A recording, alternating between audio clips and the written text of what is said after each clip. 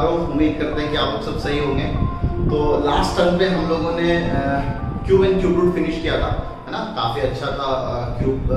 Cube निकालना सीखा था, क्यूब रूट क्या होता है ये सब जाना था, और उसके करीबन 5-6 प्रॉपर्टीज थे ना, सर्टेन नोड था वो हम लोगों ने देखा था, ठीक है। और कुछ सर्टेन पैटर्न थे। मेन सवाल में हम लोगों ने बहुत सारी चीज़ें सीखी थी, ठीक है। तो वो आप रिवाइज कर लीजिएगा, ठीक है। और आज का लेक्चर शुरू करने से पहले, रेशियो एंड प्रोपोर्शन शुरू करने से पहले काफ़ी डीपीपीज रह गई हैं। तो 2 डीपीपी बेसिक मैथमेटिक्स है, एक तो बोर्ड मास वाला, दूसरा स्क्वायर में स्क्वायर रूट। अभी डिस्कस करके ना रेशियो प्रोपोर्शन थोड़ा कम टाइम लेता है, तो वो फिनिश कर लेंगे, ठीक है। उसके बाद फिर अगले टर्न पे परसेंटेज शुरू करेंगे। उससे पहले फिर 2 डीपीपी और हो जाएगा ना, एक तो क्यूब एंड क्यूब रूट वाला और एक रेशियो एंड प्रोपोर्शन वाला, वो डीपीपी डिस्कस कर लेंगे। उसके बाद हर लेक्चर में वैसे ही पहले डीपीपी डिस्कस होगा, उसके बाद फिर हम लोग क्लासेस ना जो भी पार्ट है वो आगे शुरू करेंगे।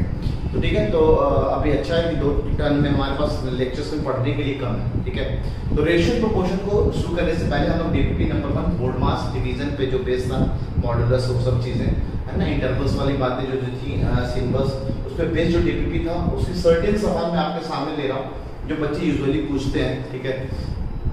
इससे हटके भी अगर कोई सवाल अगर आपको पूछ रहा हो तो बिंदास, मैंने आपको अपना नंबर दे रखा है, एक बार और लिख देता हूँ मैं अपना नंबर ना। आप मेरे को पर्सनल व्हाट्सएप या टेलीग्राम करके पूछ सकते हैं कोई भी डाउट, जरूरी नहीं कि यहीं से, अब इसके अलावा भी कोई भी डाउट हो तो बिंदास पूछ सकते हैं, घबराने की कोई जरूरत नहीं है, ठीक है।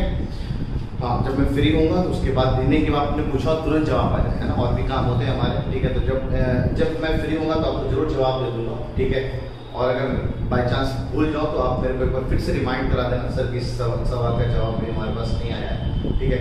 चलिए शुरू करते हैं डीपीपी नंबर 1 ना, जो कि बेसिक मैथमेटिक्स का डीपीपी नंबर 1 है। पहला सवाल मैं इसलिए ले रहा हूँ, पहला सवाल तो बच्चों वाले पास यहाँ पे चला के डिफरेंस का, डिफरेंस हमेशा बड़ा माइनस छोटा। दूसरा सवाल में कुछ में मिक्स फ्रैक्शन दे रखा है, बाकी आपको सिंप्लीफाई करना है, वो सिंप्लीफिकेशन आप जानते होंगे ना, मिक्स फ्रैक्शन को पहले तो फ्रैक्शन बनाना, ठीक है। अच्छा, क्वेश्चन नंबर 3 में ले रहा हूँ। क्वेश्चन नंबर 3 में इसलिए ले रहा हूँ क्योंकि बच्चे बता रहे थे सर यहाँ पे कहीं ना कहीं आंसर गलत है, तो एक बार चेक कर लेता हूँ मैं, है ना। 1/2, this is 1/2 into 1/2 divided by 1/2 into फिर से 1/2 into 1/2 मल्टीप्लाइड, सॉरी फिर से divided by 1/2 divided by 1/2, okay. ये दे रखा है।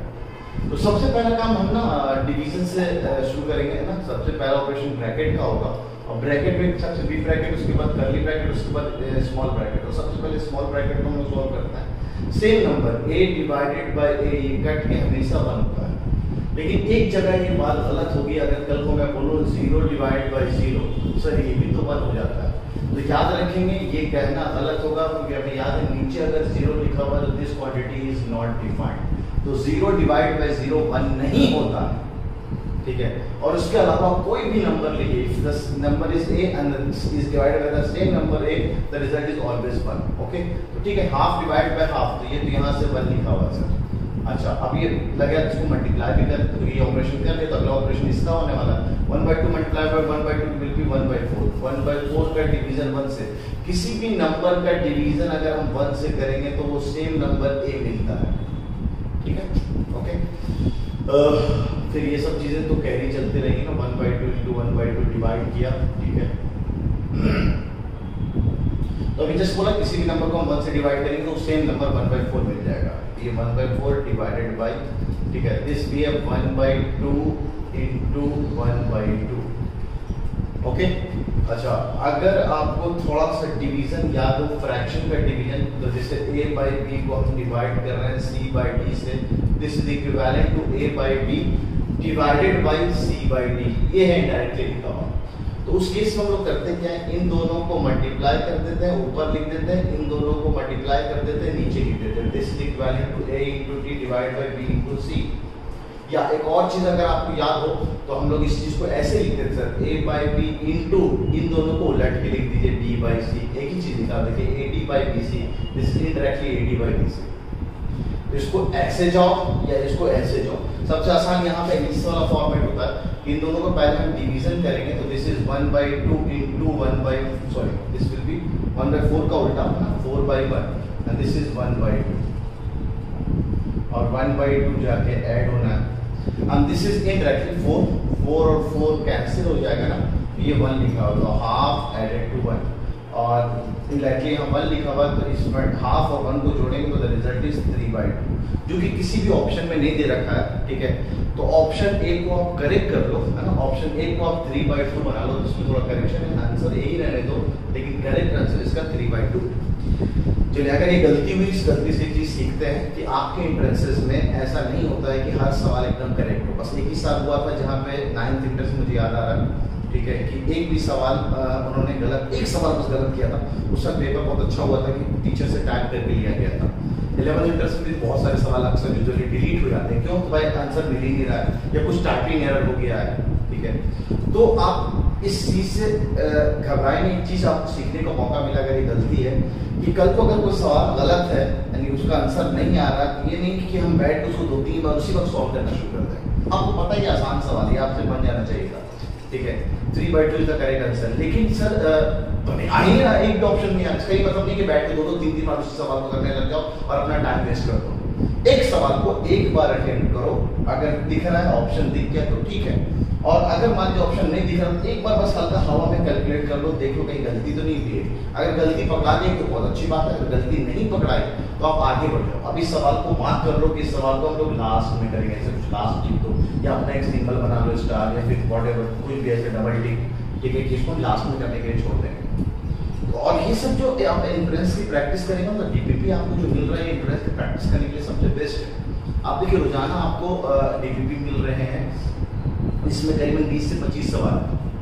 आप रोजाना अपना टाइम फिक्स कर दोगे 20 से 25 मिनट में मेरे को डीपीपी सॉल्व करना है, तो ये आपके लिए बहुत फायदेमंद हो जाएगा। रोजाना अपना प्रैक्टिस करोगे, इसी अंदाज में चलोगे कि आज मेरे को सॉल्व करना ही करना है, ठीक है। तो एक बहुत खास बात मैंने यहाँ बताई, अगर कल को ऑप्शन ना दिख रहा हो तो आप घबराए नहीं, आईटी एडवांस आईटीज में भी सवाल जाके डिलीट होते हैं यार, ठीक है। तो आपका ये 11th इंट्रेंस 9th इंट्रेंस क्या है, ठीक है, यहाँ भी सवाल डिलीट होते हैं, ह्यूमन एरर हो सकता है, लेकिन फिर भी आप घबराएंगे नहीं, डिलीट हो जाते हैं सवाल। कल को अगर ऑप्शन नहीं दिखते हैं, ऐसा हो सकता है, तो आप इस सवाल को स्किप करके आगे बढ़ जाओ और लास्ट में अगर टाइम बचे तो एक बार फिर से इसको चेक कर लेने का, ठीक है। तो सर क्या करेंगे, ऐसे सवाल में ऑप्शन दे ही नहीं रहा तो आप ऑप्शन को छोड़ के आओ, आपको एक भी ऑप्शन नहीं दिख रहा उसको छोड़ देने का, ठीक है। दिस वाज क्वेश्चन नंबर 3, ठीक है। क्वेश्चन नंबर 4 एकदम आसान है, निहायत आसान। क्वेश्चन नंबर 5 बच्चे फिर से मेरे से पूछते हैं सर क्वेश्चन नंबर 5 को कैसे सॉल्व करेंगे। तो क्वेश्चन नंबर 5 को सॉल्व करने का बेसिकली तरीका क्या, उल्टा चलना है। उल्टा कैसे चलना, ये मैं सवाल जब आप क्वाड्रेटिक ना होगा तो मैं आपको इनफाइनाइट वे में करवाऊंगा, तो आगे बहुत इनफाइनाइट बार अगर ऐसी चीज लिखी हुई है तो क्या होगा। फिलहाल तो मैं आपके लिए आसान कर रहा हूँ, ये तो आसान सवाल है, 1/5 माइनस 1/5। 11th इंट्रेंस में एक सवाल आया था, यहाँ पे x इन्वॉल्व करके एक क्वाड्रेटिक सॉल्व कराया था। बहरहाल फिलहाल ये नॉर्मल एक सब सिंप्लीफिकेशन है। इस तरह के सिंप्लीफिकेशन को सॉल्व करने के लिए हम सबसे नीचे से शुरुआत करेंगे यहाँ से, और शायद आपको याद होगा कि मैंने 2 फ्रैक्शन को सॉल्व करने के आसान तरीके से 2/3 को ऐड करना है, 4/6 ऐसा कुछ दे रखा है, तो बैठ कर एलसीएम मत लो यार। तो सबसे पहला तरीका मैंने आपको शायद सिखाया है, इन दोनों को क्रॉस मल्टीप्लाई कर दो, 12 ये कितना हो जाएगा 12 और डिवाइड बाय इन दोनों का क्रॉस मल्टीप्लिकेशन, इन दोनों का क्रॉस मल्टीप्लिकेशन इज 18। अब इसको सॉल्व करो 24/18, 6 से काट दो तो दिस इज 4/3। तो एक तो तरीका ये है कि अगर 2 फ्रैक्शन को जोड़ना हो तो फर्स्ट सब क्रॉस मल्टीप्लाई यहाँ लिख दिया, क्रॉस मल्टीप्लाई यहाँ लिख, बीच में जो साइन है वो लिख दिया और डिवाइड बाय इन दोनों का क्रॉस मल्टीप्लाई, इन दोनों का मल्टीप्लिकेशन, और उसको फर्दर सिंपलीफाई कर रहे हैं। इससे आंसर लेने की कोई जरूरत नहीं, तो आपका बचपना क्या 8th क्लास तक आप एलसीएम वगैरह लेते थे, अब एलसीएम नाम दे तो चलेगा। मेथड नंबर 1, मेथड नंबर 2 एक और तरीका है कि दोनों का डिनोमिनेटर सेम कर दो। ये पता है 6 जिसका डिनोमिनेटर 6 बना देते हैं, उससे क्या होगा हमें डायरेक्ट डिनोमिनेटर में 6 लिख सकते हैं, उसको हमने क्या किया 2 से मल्टीप्लाई कर दिया, इसको 2 से सब हवा में करेंगे हम लोग। यहाँ भी 6 लिखा, यहाँ भी 6 लिखा, अब ये क्या लिखा हुआ 4 और ये क्या लिखा हुआ 4, तो हम इसको डायरेक्ट जोड़ सकते हैं। दिस इज 8/6, 2 से काट दिया, फिर से 4/3 निकल गया। और बाकी आपका तरीका है जैसे एलसीएम वाला तरीका हम आप करते हैं, नीचे एलसीएम लिया फिर इसको इससे डिवाइड किया, फिर जो आया उसको मल्टीप्लाई किया, सब बचपन में आप करते रहना, क्योंकि आप थोड़ा बड़े हो गए हैं, आप चीज़ों को थोड़ा जल्द से जल्द 2 फ्रैक्शन को जोड़ना घटाना आना चाहिए। उसी फंडे के हिसाब से यहाँ पे कुछ नहीं लिखा तो नीचे 1 लिखा हुआ, जिसको मैं सिंप्लीफाई कर रहा हूँ, दिस इज 25 - 1 24, तो this is indirectly 1/2 + 1/2 + 1/, this is 25 - 1 is 24/5। इस वाले फंडे से ऊपर सिर्फ 1 लिखा हुआ था, 1/1 लिखा है, कुछ नहीं लिखा है तो 1/1 लिखा हुआ है, ठीक है। तो दिस इज 24/5, इस 5 को हम ऊपर ले जा सकते हैं इस वाले फंडे से, इस 5 को ऊपर लेंगे तो इनडायरेक्टली इसको हम लोग लिखते हैं यहाँ पे ये 5, दिस इज 24। अब अगले स्टेप में ये फिर से यहाँ पर लिखा था मेरे वाले तरीके एलसीएम लो में direct, this is 48 plus 5 is 53 upon इन दोनों का मल्टीप्लिकेशन दैट इज 24 है ना। तो 53 अपॉन 24, तो दिस इज 53 अपॉन 24। अब ये 24 ऊपर चला जाएगा तो इसको हटा के यहाँ पे 24 लिख दिया। देखा कि स्टेप आपको सिंप्लीफाई करना है। अब चलिए इसको आप क्या करते हैं, इसको मल्टीप्लाई कर लिया, this is 1 upon this is 106 plus 24 upon 53, तो दिस इज 130 है ना। और ये 53 है तो ये 53 ऊपर आ जाएगा, तो this is 53 upon 130, 53 upon 130 that is option number C. तो ऑप्शन सी इसका आंसर हो जाएगा। ठीक है, तो घबराएंगे नहीं, अगर इस तरह का सवाल हो तो नीचे से शुरुआत करना है हमें, ताकि फ्रैक्शंस को सिंप्लीफाई करते करते हम ऊपर जाए। ठीक है, अभी आगे जाकर हम लोग देखेंगे ना से इनफाइनाइट वाले सवाल कल को अगर ऐसे चलता रहेगा ना, जैसे मान लीजिए 1/2 प्लस 1/2 प्लस 1/2 प्लस 1 ऐसे and goes on to up to infinity, तो सर ये किसके बराबर होगा। तो इस तरह के सवाल हम लोग देखेंगे आगे जाके ना, जैसे 11th इंट्रेंस इंटेंसिव ओलंपियाड्स में आते हैं सवाल। ठीक है, तो ये वाला फंडा हो गया क्वेश्चन नंबर 3। क्वेश्चन नंबर 5 देखिए, क्वेश्चन नंबर 5 नंबर 6 देखना आ जाए। ये जो क्वेश्चन इसमें से जो कुछ उतारना वीडियो को पॉज करके आप बता दिया करेंगे। ठीक है, क्वेश्चन नंबर 6 में जो बेसिकली चीजें बताया तो सब साइड में नोटबुक में या फिर अपने डीपीपी की कॉपी अगर आपने बनाया होगा, डीपीपी करीबन आपको बहुत सारे डीपीपीज मिलने वाले हैं, तो उसका एक कॉपी बना लो तो वो ज़्यादा अच्छा है। सारे डीपीपी के सॉल्यूशन आपके पास वहीं पे होंगे। ठीक है, क्वेश्चन नंबर 5 के बाद क्वेश्चन नंबर 6। क्वेश्चन नंबर 6 जो कहता है ये ना थोड़ा एक डिफरेंट वे का सवाल है। इसमें ना चीज़ें क्या करो कैंसिल हो जाती है ना, बहुत सारी चीज़ें इसमें कैंसिल हो जाती है। जैसे क्वेश्चन नंबर 6 की बात करते हैं, कभी कोई बड़ा सा सवाल देख के बच्चे डर जाते हैं। सीधे रखा 1 - 1/3, उसके बाद दे रखा है 1 - 1/4, 1 - 1/5 है ना, and so on up to 1 - 1/n। इसको सॉल्व करना है। इसको सॉल्व करने के लिए हम लोगों ने क्या किया, ये पहला टर्म है ना, ये पहला, ये दूसरा, तीसरा, ऐसे करके n तक गया। इसको पहले हमने सिंप्लीफाई किया। ये कितना 3 - 1 दैट इज 3 - 1 इज 2 ना, 3 में से किया तो 2 है ना। इस मेरे वाले फंडे से लिख देते हो। चलिए 3 - 1 अपॉन इन दोनों का मल्टीप्लिकेशन, 4 - 1 अपॉन 4, 5 - 1 अपॉन 5, 5 इंटू ना नीचे 1 लिखा हुआ, एंड सो ऑन ऐसे चलता जाएगा। ये n - 1 अपॉन n। ओके, अच्छा अब इसको सॉल्व किया, दिस इज 2/3, इसको सॉल्व किया तो 3/4, इसको सॉल्व किया तो 4/5 है ना, एंड सो ऑन। ये n - 1 अपॉन n। अब एक बड़ी खास बात देख लीजिए, ये 3 कैंसिल, ये 4 कैंसिल, यहाँ बगल में क्या 2/3, 3/4, 4/5, तो अगले यहाँ क्या लिखा होगा 5/6। इस तरह सब कैंसिल होते जाएंगे। यहाँ पे जो भी लिखा होगा वो ये वाला टर्म इसको उड़ा के ले जाएगा, तो वो इनडायरेक्टली सिंप्लीफाई होकर यहाँ पे सिर्फ 2 बचा और यहाँ पे सिर्फ n बचा, तो ये 2 बचा। और ये जो काम मैंने किया है ना, ये आपको पीछा नहीं छोड़ेगा। क्लास 12 में तक हम लोग जब पढ़ते हैं ना ट्रिग्नोमेट्री का और बहुत सारे चैप्टर, ऐसा नहीं, इस सिंप्लीफिकेशन कंटिन्यूड चल रहा है चीजें, और चीजें कैंसिल हो जाती जा रही है, आपको पीछा नहीं छोड़ रहा। तो ये पैटर्न भी आपको समझ में आना चाहिए। ठीक है, दिस इज 2/। क्वेश्चन नंबर 6 इस तरह से हम लोग कर लेंगे। ठीक है, क्वेश्चन नंबर 6 और क्वेश्चन नंबर 7 इस तरह का सवाल मैंने क्लासरूम में कराया है आपको। ठीक है, क्वेश्चन नंबर 8 आसान है तो डायरेक्ट बोर्ड मार्क्स पे। क्वेश्चन नंबर 9 जो है वो आप लोगों को फिर से बोर्ड मार्क्स पे बेस्ड है, तो एकदम आसान है वो। ठीक है, इनफैक्ट उसको तो और ऊपर ही होना चाहिए सवाल को। क्वेश्चन नंबर 10 में मैंने क्लासरूम में सब कराया। क्वेश्चन नंबर 11 जो है वो बेसिकली आपको पता है एलिमेंटल कैलकुलेशन हम लोग मॉड से दिखाते हैं। ठीक है, question number 12 basic mathematics, basic चीजें जो मैंने आपको बताई है वहां से आपको दिखेगा क्या √9 ±3 है। तो बातें बता चुका हूं, +-3 नहीं, ओनली 3 होता है। अच्छा, क्या √x + y अगर लिखा तो उसको हम √x + √y लिख सकते हैं।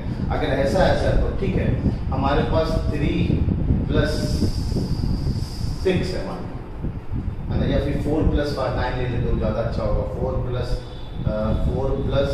what, और अच्छे नंबर 16 और 9 ये ले लेते, ये सबसे आसान, ये ज्यादा अच्छा समझ में आएगा आपको। तो ये हो जाएगा सर, अगर उस वाले फंडे के हिसाब से दिस इज 16 का रूट प्लस है ना 9 का अलग से रूट कर लिया। दिस इज इनडायरेक्टली इसको सॉल्व किया 25 और 25 का रूट 5 होता है। यहाँ से सॉल्व किया तो ये 4 आया और यहाँ सॉल्व किया तो ये 3 आया। तो और 4 प्लस 3 ये कितना हो गया 7, और इधर कितना लिखा हुआ है 5। क्या ये दोनों बराबर है? बिल्कुल बराबर नहीं। तो ये हम कल को अगर under root X plus Y लिखा हुआ, this is not equal to under root X plus under root Y. Basic चीजें इन सब गलती ना करेंगे। सिमिलरली अगर मान लीजिए कल को 1 अपॉन एक्स प्लस वाई लिखा है, this is 1 upon X added with 1 upon Y, ऐसे लिखना एकदम गलत है। आप चाहो तो कल एग्जांपल 2 और 3 पटक के देख लो। 1 upon 2 plus 3, this is 1 upon 5, इधर 1 अपॉन 5 लिखा हुआ। और अगर ये दोनों बराबर होगा तो दोनों तरफ से आंसर सेम ही आना चाहिए। अब मैं दो फ्रैक्शन को जोड़ रहा हूँ, दिस इज 3 और दिस इज 2 है मेरे वाले फंडे से। 3 + 2 इज 5, 5/6, ये तो 5/6 लिखा है, ये 1/5 लिखा है। This is 0.2, this is 50 and 48.8 के करीब लिखा हुआ है, तो दोनों तो सेम है ही नहीं। ठीक है, अब 3 तो गलत है, तो ऑब्वियस बात ऑप्शन नंबर डी ही सही होना चाहिए। ऑप्शन नंबर डी क्या कहता है कि 2x + 4। अच्छा, ये भी मैंने बहुत सारे बच्चों को देखा है गलती करते हुए। मैंने कहा चलो बेटा यहाँ से 2 कॉमन निकालो, तो वो यहाँ से 2 कॉमन निकाला तो अंदर क्या बचा, यहाँ पे x बचा और यहाँ पे क्या बचा 2 बचा, का होल स्क्वायर लिख देते हैं। भैया अगर यहाँ से 2 कॉमन निकालूंगा तो एक प्रॉपर्टी अगर आपको याद हो, a × b के होल पावर में अगर m होगा, सही सब चीज़ तो मैं इसलिए बेसिक चीज़ें आपको बार बार पढ़ा रहा हूँ। एक्सपोनेंट्स एंड पावर हम लोग पढ़ेंगे, क्योंकि मुझे पता बच्चे बहुत सारे बेसिक गलतियाँ करते हैं। तो ये इनडायरेक्टली a की पावर m × b की पावर m, ये पावर इस पे भी चढ़ जाता है, ये पावर इस पे भी चढ़ जाता है। उस हिसाब से अगर मैंने 2 बाहर निकाला है तो ये 2 जो है ये इनडायरेक्टली ऐसे निकाला है, क्योंकि अभी अपने अंदर से सिर्फ 2 निकाला। अब ये जो 2 है वो इस पे भी चढ़ जाएगा, यानी 2 के power 2 and this is x + 2 का होल स्क्वायर। 2 के पावर 2 4 होता है, दिस इज 4 टाइम्स x + 2 का होल स्क्वायर। यानी आपने कॉमन निकाला 2, बाहर दिखेगा 4। आप कॉमन निकालते कल यहाँ पे क्यूब लिखा होता है ना, क्यूब लिखा होता तो बाहर निकालते 2, कॉमन निकालते 2, बाहर दिखता 8। तो ये तो बहुत छोटी सी चीज है जो अक्सर बच्चे जल्दीबाजी में गलती कर जाते हैं। ठीक है, और अगर ये वाली बात को अगर ध्यान देकर कोई अगर ऐसे लिखा होता है x + y अपॉन z, तो हम ये काम कर सकते हैं सर, x को z से डिवाइड कर दिया, y को भी z से डिवाइड कर दिया। ये सब क्लास 8 में आप चीजें पढ़ के आए हैं, तो ये सब काम हम कर सकते हैं। इससे इसको डिवाइड कर सकते हैं, इसको इससे डिवाइड कर सकते हैं। ठीक है, ये क्वेश्चन नंबर 12 था। क्वेश्चन नंबर 12 के बाद क्वेश्चन नंबर 13, ये आपको ऑलरेडी मैंने सिंबल्स जितने रिलीज किए थे उसमें से आपको डायरेक्ट मिल जाएगा। 13, 14, अच्छा 15 अच्छा है, अच्छा इन द सेंस कैसे अच्छा है, उतना भी ज़्यादा अच्छा नहीं, मतलब मान सकते हैं, क्योंकि आपको इंटरवल्स के बारे में अगर समझ में आ गया है, आपको पता चल जाएगा कि कौन सा इंटरवल के बीच में कौन सा आ रहा है। तो नंबर लाइन के बारे में आपको पूरा पता होना चाहिए। ठीक है, interval lie in the interval this, आपसे बोला गया 5 से 12, ये 5 है, यहाँ कहीं पे 12 आएगा और यहाँ कहीं पे आपका 20 है और यहाँ कहीं पे मान लीजिए 100। ठीक है, 5 पे आपको रखना है ओपन, तो आपने रख दिया इसको ओपन। उसके बाद चलते जाना है, चलते जाना है, चलते जाना है ना, और 12 पे जाके क्लोज करके ये इंटरवल हमें उठाना है। ठीक है, उसके बाद 20 पे भी हमने ओपन किया है, 20 पे ओपन किया, 100 पे भी ओपन किया हुआ है और चलते जाना है। और आपसे पूछना ABCD में से कौन सा इंटरवल जो है जो इस इंटरवल के अंदर लाई करेगा। 4 से लेकर 15, 4 से लेकर 15 में आपको दिख रहा है। अगर हम ये इंटरवल उठाएंगे तो ये वाला इंटरवल तो इसके अंदर आ ही नहीं रहा, तो ऑप्शन नंबर ए तो गलत होगा। ऑप्शन नंबर बी 5.1 यहाँ कहीं पे होगा, 5.1 और 11.99 यहाँ कहीं पे होगा, दोनों को इंक्लूड किया गया है। तो बिल्कुल हम यहाँ से लेकर यहाँ तक का इंटरवल इसके अंदर लाई कर रहा है, यहाँ नहीं लाई कोई बात नहीं, ओवरऑल आंसर तो ये इसमें तो लाई कर रहा है। ऑप्शन नंबर बी सही हो जाएगा। 5 से 100 भी लिख लेते हैं, 5 से लेकर 100 ऐसे अगर कर दिया जाए, दोनों जगह ओपन हो, तो आपको ये दिख नहीं रहा कि ये वाला जो इंटरवल है जो कि इसके अंदर नहीं आ रहा और यहाँ पे इंक्लूड कर दिया गया है, ये कहना गलत होगा। सही है। अच्छा 12 से 20, अगर 12 से वो भी क्लोज दे रखा है और 20 तक बोला जाए और ओपन दे रखा है, तो ये इंटरवल तो बिल्कुल यहाँ पे नहीं है और आप बोल रहे हैं कि इसके अंदर आ रहा है, ठीक है ना, बिल्कुल गलत होगा ना। तो क्वेश्चन नंबर 15 बड़ा आराम से आप इंटरवल्स को देख के कर सकते थे। क्वेश्चन नंबर 16 जो है सेट दे रखा है, उसमें से आपको ये बताना है कि बिलोंग्स टू है या सबसेट है या नहीं है। तो उम्मीद है मैं आपको इस तरह का सवाल क्लासरूम में कराया होता, फिर भी अगर पूछना तो बिंदास आप पूछ सकते हैं। बिलोंग्स टू हम लोग यूज करते हैं एलिमेंट्स के लिए, और सबसेट वाला वर्ड यूज जो करते हैं वो हम लोग सेट के लिए यूज करते हैं। तो इसका ख्याल रखेंगे आप, है ना। एक बहुत छोटा सा कंफ्यूजन जो बच्चों को 11th क्लास में होता है, 11th क्लास में होता है, वो मैं आपको दिखाई देता हूँ। ठीक है, 2 3 4, ठीक है, और मैं कल को बोलूँ 2 बिलोंग्स टू, अगर सेट का नाम ए दे दे, 2 बिलोंग्स टू सेट ए, तो बात सही। अगर मैं 2 इज अ सबसेट ऑफ ए कहता तो गलत है, क्योंकि अभी जो मैं 2 लिख रहा हूँ यहाँ पे ये इसको मैं एलिमेंट की तरह यूज कर रहा हूँ, एक एलिमेंट की तरह यूज हो रहा है। अगर मैं कल को इस 2 को इस ब्रैकेट के अंदर लगा देता तो अब ये सेट हो जाता, और ये सेट इस सेट के अंदर आ रहा है, यहाँ से एक सेट हम बना सकते हैं, और ये सिंबल यूज करता तो इसी बात सही होती। और अगर इसी सिंबल से मैं बोलता कि this 2 is belonging to set A, अब ये गलत हो जाता, क्योंकि अब आप इसको सेट लिख रहे हैं और सेट के लिए हम बिलोंग्स टू वर्ड यूज नहीं करें।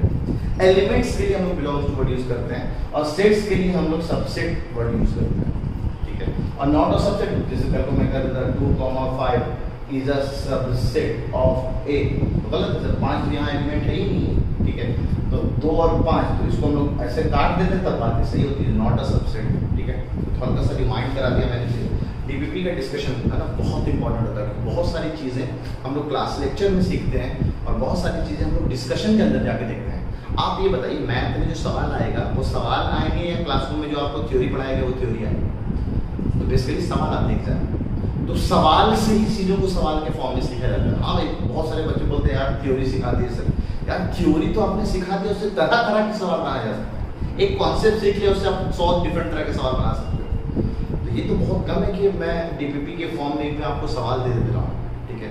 तो डीपीपी आपको मिल रहा है तो एक सर्टेन पैटर्न के सवाल आपको मिल जा रहे हैं, इस तरह का सवाल आएगा तो ऐसे ऐसे ऐसे ऐसे कर सकते हैं, ठीक है। क्वेश्चन नंबर 5 हो गया, सॉरी क्वेश्चन नंबर 15 हो गया। अच्छा 16 इस तरह के सवाल, 16 के बारे में मैं बता रहा था एग्जैक्टली। 17 हमारे सवाल मैंने करा दिए हैं, ठीक है, कि हम लोग यूनियन है इंटरसेक्शन, यूनियन में दोनों जो भी एलिमेंट आ गया उसको लिख देने का, 2 बार लिखने का नहीं। इंटरसेक्शन में जो भी कॉमन एलिमेंट आता है उसको हम लोग लिखते हैं, ठीक है। तो दो इंटरवल का यूनियन कैसे लेते हैं, क्लासरूम में कराया हूँ सवाल। इंटरसेक्शन कैसे लेते हैं, क्लासरूम में कराया हूँ। डिफरेंस मिनिमम और मैक्सिमम वैल्यूज, इसके रूट्स का वो भी मैं क्लासरूम में आपको करा चुका हूँ। फिर अगला जो है वो आपके डिवीजन के सवाल है। डिवीजन उम्मीद है बहुत अच्छे सीखे हुए हैं, ना सीखे हैं तो ज़्यादा टाइम ना वेस्ट कर रहे हैं। कुछ ही लेक्चर्स के बाद हम लोग है ना पॉलिनोमियल चैप्टर जब शुरू करेंगे तो उसके अंदर डिवीजन और पॉलिनोमियल फिर से देखेंगे हम लोग, क्योंकि वहाँ मजा आएगा। बहुत तगड़े तगड़े सवाल मैं डिवीजन पे कराऊंगा आप लोगों को, ठीक है। तो this is the end of your DPP number 1, जो कि आपका बेसिक मैथमेटिक्स है। बढ़ते हैं अगला स्क्वायर एंड स्क्वायर रूट। तो स्क्वायर एंड स्क्वायर रूट काफ़ी कुछ हम लोगों ने ट्रिक भी देखा था, बहुत सारे पॉइंट्स भी देखे थे, स्क्वायर कैसे निकालना है ना, और तरह तरह के भी पॉइंट्स हैं।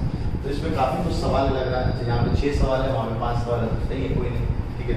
तो बढ़ते हैं डीपीपी नंबर 2, जो कि आपका स्क्वायर एंड स्क्वायर रूट पे बेस्ड था, बेसिक मैथमेटिक्स का डीपीपी नंबर 2, ओके। तो ये हो जाएगा क्वेश्चन नंबर 3 शुरू करो। क्वेश्चन नंबर 3, अच्छा क्वेश्चन नंबर 1 जो है डीपीपी नंबर 1 के सवाल तो मैंने बता दिया आपको। डीपीपी नंबर 2 में 1 और 2 सवाल को अगर देखें तो निहायत ही आसान सवाल है ना, तो घबराएंगे, आपको बड़े आराम से इसको सिंप्लीफाई कर सकते हैं, ठीक है। क्वेश्चन नंबर 3 एक अच्छा सवाल है, बट इसलिए अच्छा सवाल है, इस तरह का सवाल हम लोग जब सर्च एंड इंडाइसेस पढ़ाते हैं तो उस वक्त कराते हैं। तो फिलहाल तो मैं आपको यहाँ पे करा रहा हूँ, इस सवाल को सर्च एंड इंडाइसेस के अंदर भी देखेंगे कि इस सवाल को करना कैसे। रूट के अंदर भी आपको रूट के टर्म्स में लिखे हुए चीज़ें, इसको आपको रूट से बाहर निकालना है। किसी भी क्वांटिटी को अगर रूट से हमें बाहर निकालना है तो अंदर हम अगर स्क्वायर बना लें तो उसको हम रूट से बाहर निकाल सकते हैं, a+b है ना, ये हो जाएगा।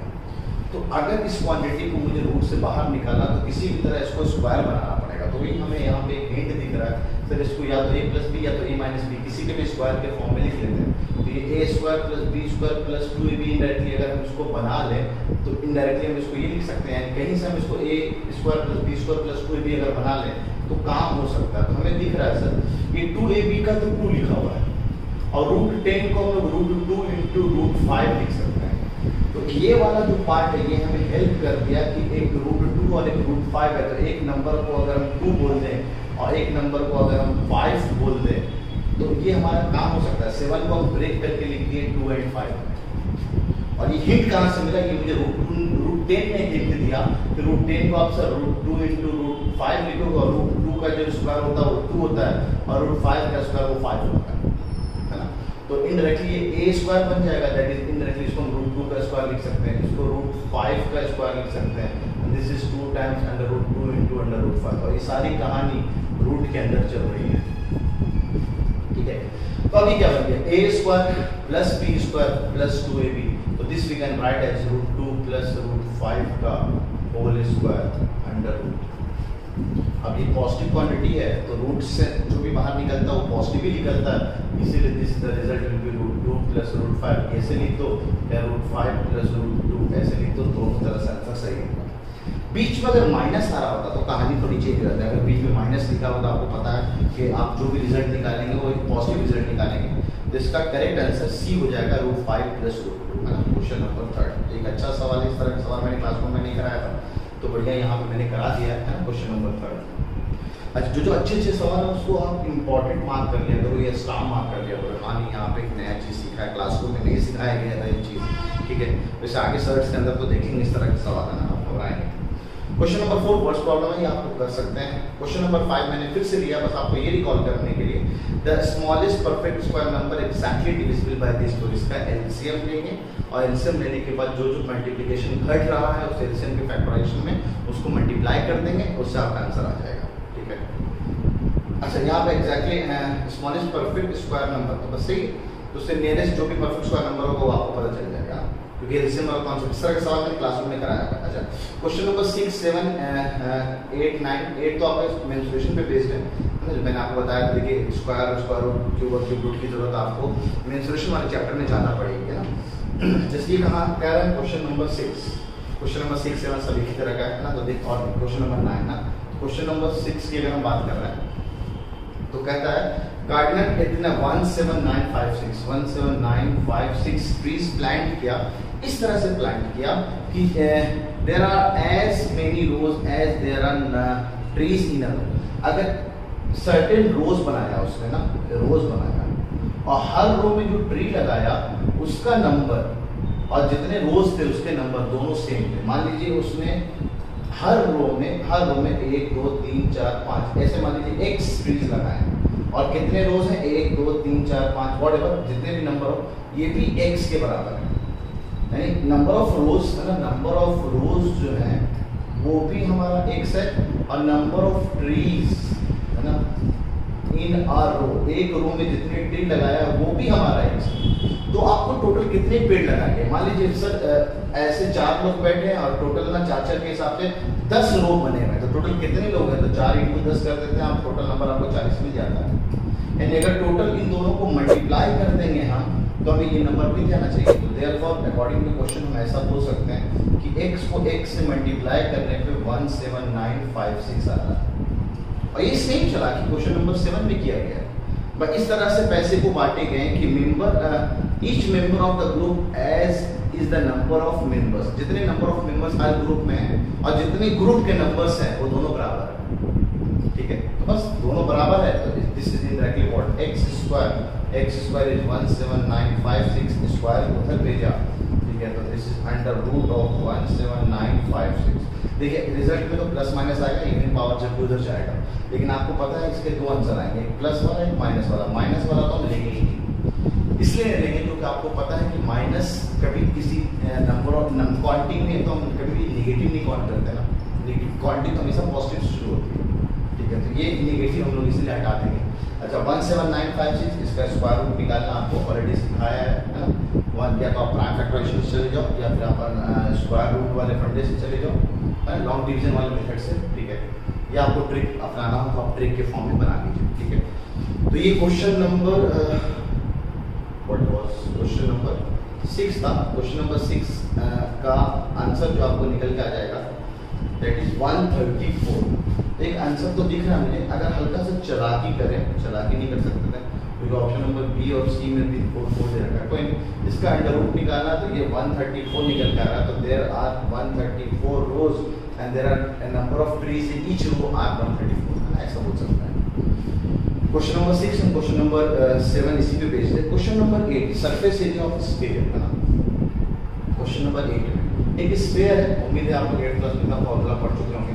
सरफेस एरिया ऑफ स्फीयर जो होता है, अगर इसका रेडियस r है तो सरफेस एरिया बोला जा रहा है। तो आपको यहाँ ना तो कर्व लिखा हुआ है ना ही टोटल लिखा हुआ, तो जब सरफेस एरिया बोलता है तो उसको हमेशा टोटल सरफेस एरिया मानते हैं। और वैसे एक किस स्फीयर के किस में टोटल सरफेस एरिया और कर्व सरफेस एरिया दोनों बराबर होता है 4r² के बराबर है ना, 4πr² के बराबर। 4 से दिख एरिया छुपा होता है, आएंगे मेंस्ट्रुएशन में सीखेंगे इस चीज को, ठीक है। Surface area of the sphere is basically 4πr², और ये जो दे रखा है वो 616 दे रखा है, तो 4πr² is indirectly 4πr² is indirectly 616 के बराबर दे रखा है। तो आपसे रेडियस पूछेंगे, रेडियस बताइए। अच्छा, पाई को हम लोग 22/7 ले सकते हैं फिलहाल, तो ये कैलकुलेशन यहाँ पे आसान दिख रहा है इसलिए हम लोग 22/7 ले लिए हैं 616। अच्छा, 4 से ये काट सकते हैं, 4 से दिस इज 4 से कैसे पता चला, लास्ट के 2 डिजिट 4 से कट रहा है तो नंबर 4 से कट जाएगा, ठीक है। तो पहले 4 से डिवाइड, चलो इसको और सिंप्लीफाई करके कैसे करते हैं, एक अगर काटने से बढ़िया है 7 उधर भेज दिया और डिवाइड बाय 4 टाइम्स 22 ऐसे लिख दिया, और 11 से पहले काटने तो ज़्यादा आसान है, 11 एक बड़ा डिजिट है, 11 से ये कट रहा है 2 बार में, 11 से इसको काटा तो ये 5 6 66 6 बार। अब इसको हम लोगों ने और 2 से काट लिया तो ये 2 और 16 8 28। अब इसको हम लोगों ने काट लिया 4 से तो ये 7।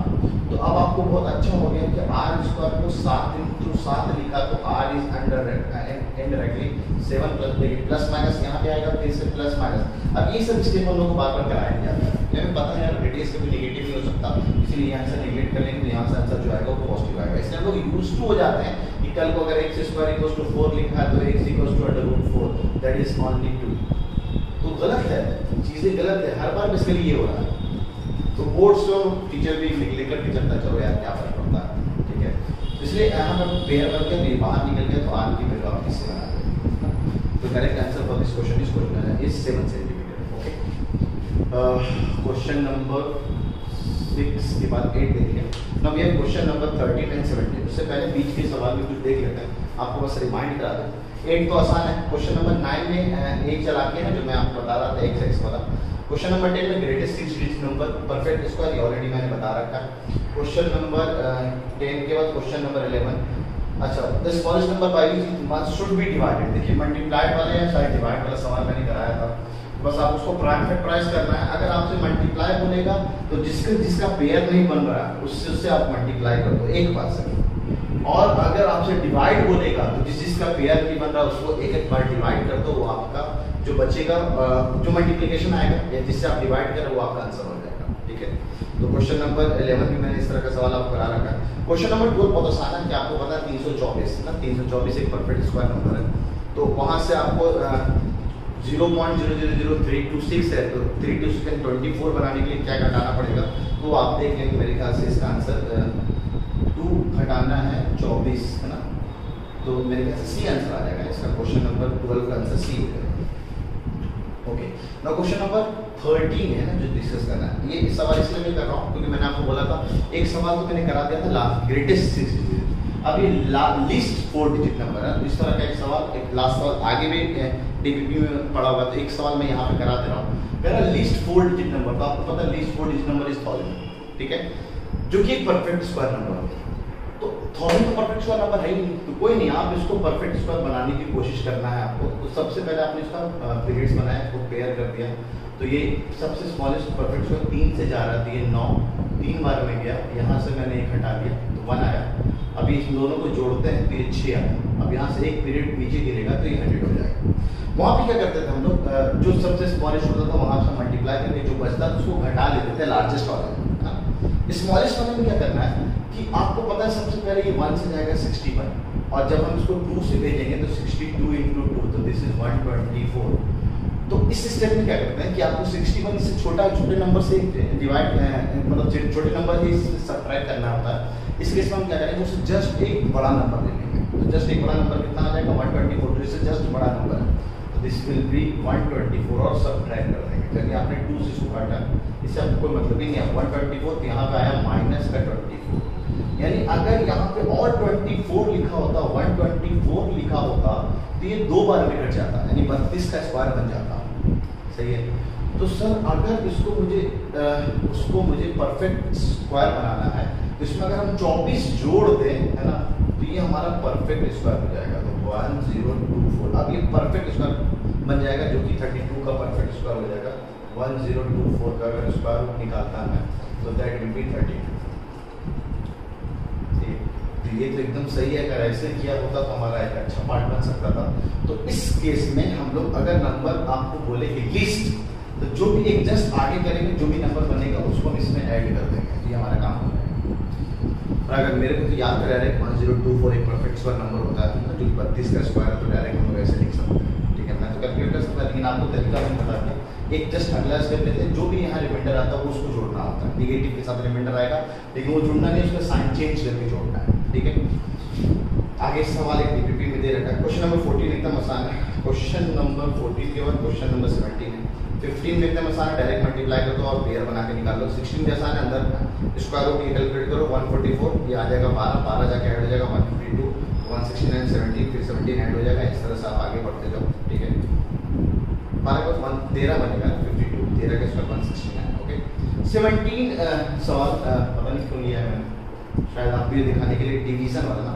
अगर अंडर रूट 18235 इज 135, 18235 इज 135, तो आपको ही बताना है कि अंडर रूट 1821235 2525।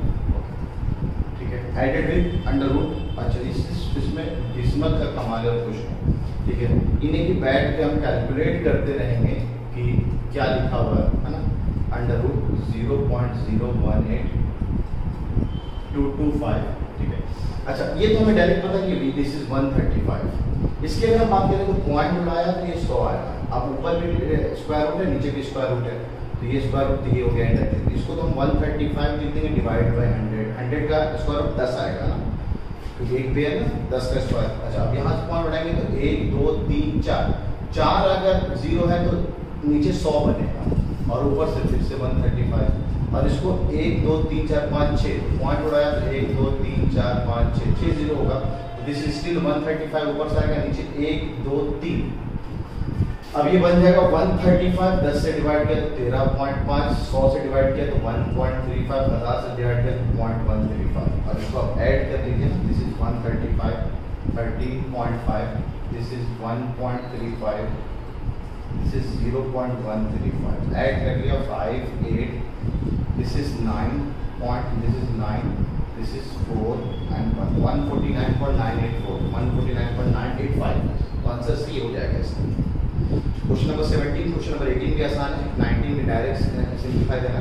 20 में ना रूट 12 है, तो रूट 12 को हम लोग 4 टाइम्स 3 लिख सकते हैं, तो 4 बाहर निकल गया, यानी 2 टाइम्स रूट 3 हो जाएगा और रूट 3 की वैल्यू दे रखेंगे। 21 मैंने आपको डायरेक्ट नोट्स से उठाया है, जो आपको नोट्स मैंने क्लासरूम में क्लीन कराया था, तो वहाँ पे आपको सारे नोट्स से ही मैंने सवाल बनाए इसको। 22 आपको डायरेक्ट फॉर्मूला लगाना है, n × n + 1 × 2n + 1/6, आराम से हो जाएगा। 23 में आपको लिखा हुआ ऑड नंबर। पहले कितने ऑड नंबर लिखे हुए हैं? पहले 10 ऑड नंबर लिखे हुए हैं, तो दैट इज n स्क्वायर के बराबर ना, तो हम लोग इसको n स्क्वायर यानी n कितना 10, तो 10 का स्क्वायर डायरेक्ट हम लोग 100 लिख सकते हैं, डायरेक्ट आपको ऐड करने की जरूरत नहीं। ये रहा 24 सवाल जो कि इस तरह इस पे बेस्ड है, इसी तरह इसको आप करने की कोशिश करिएगा। अच्छा, नंबर ऑफ डिजिट्स के लिए आपको ना या तो डॉट वाला फंडा भी आपको क्लास 8 में पढ़े, उसको आप चला सकते हैं, या फिर आपको पता पीरियड्स के हिसाब से 1 2 3, तो 3 आने वाला तो आंसर 3 हो जाएगा। ठीक है, तो इस तरह से हम लोगों ने डीपीपी 2 डीपीपीज आज सॉल्व कर दिए। 2 डीपीपीज अगले टर्न पे करेंगे, तो आज हम लोग पहले रेशियो को क्वेश्चन पढ़ लेते हैं। ठीक है, तो यहाँ तक जो भी आपको बताना था। अस्सलाम वालेकुम, वेलकम बैक। तो हम लोग शुरू करते हैं ना रेशियो एंड प्रोपोर्शन। तो मोस्टली चीजें मैंने लिख रखी है ताकि आपका टाइम बचे ना, काफी टाइम लग गया हमारा डिस्कशन करने में। तो जल्द शुरू करते हैं। रेशियो कैसे करते हैं? कहते हैं रेशियो बेसिकली ना कंपैरिजन है, 2 नंबर्स का बोल लीजिए, 2 क्वांटिटीज का बोल लीजिए। ठीक है, जो कि इनडायरेक्टली रिलेशन बताता है कि एक क्वांटिटी दूसरे क्वांटिटी के रिस्पेक्ट में कितना ज्यादा है कितना कम है, तो आप वो कंपेयर कर सकते हैं। एग्जांपल के तौर पे अगर मान लीजिए मैंने कहा कि सर 2 दोस्त हैं, उन दोनों की सैलरी ना 2:1 के रेशियो में, तो ऐसे बोल 2:1, या फिर कल को मैं एक प्रोपोर्शन में लिख दूंगा, अगर ऐसे लिख दूंगा 2:1। मैं प्रोपोर्शन में भी जाना नहीं चाह रहा हूँ, उम्मीद अगर आप प्रोपोर्शन में एक ही बात, 2 दोस्तों की रेशियो की सैलरी जो है, सैलरी की रेशियो जो है वो 2:1 का। इनडायरेक्ट मतलब क्या हुआ कि इसकी सैलरी इससे दुगनी है ना, 2 टाइम्स है ना 2/1।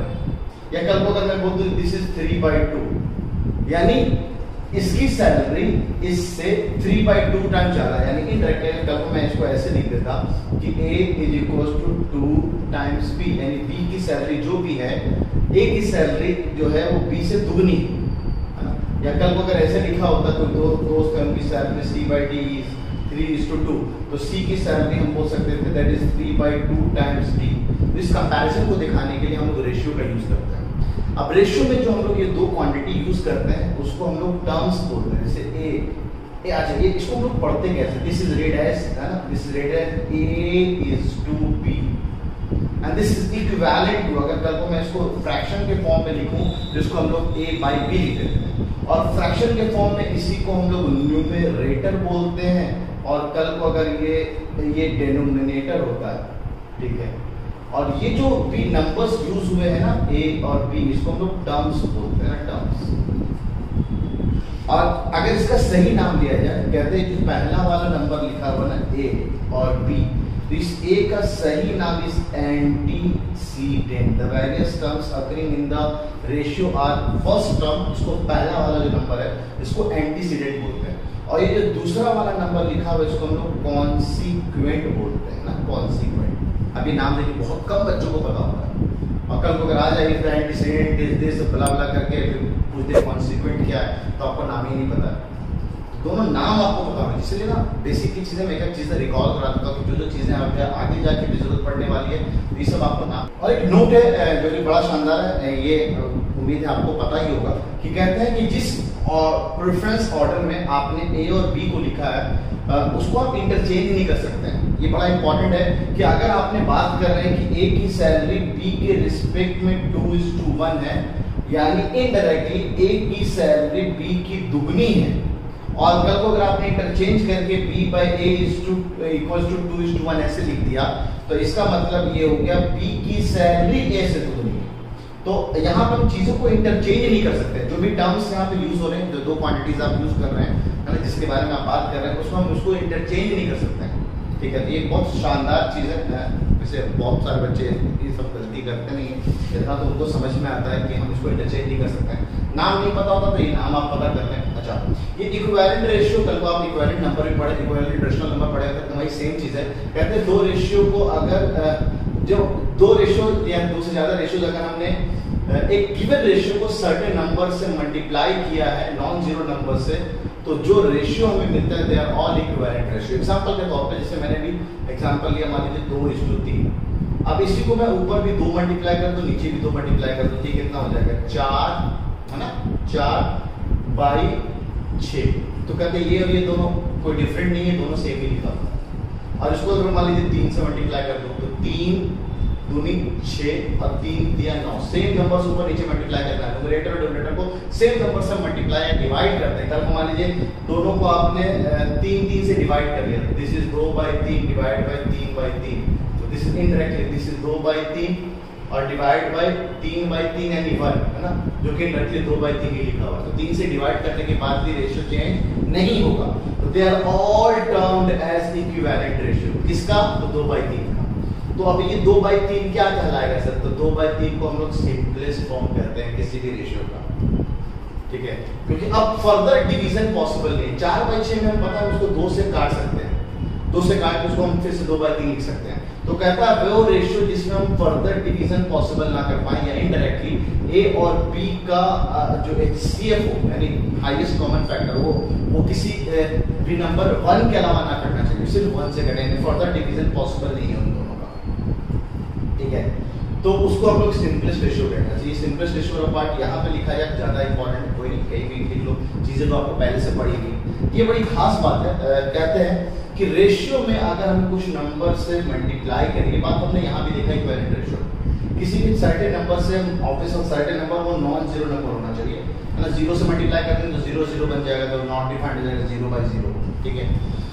तो किसी नंबर से मल्टीप्लाई करें या डिवाइड करें नॉन जीरो नंबर से, तो रेशियो चेंज नहीं होता है, रेशियो सेम ही रहता है।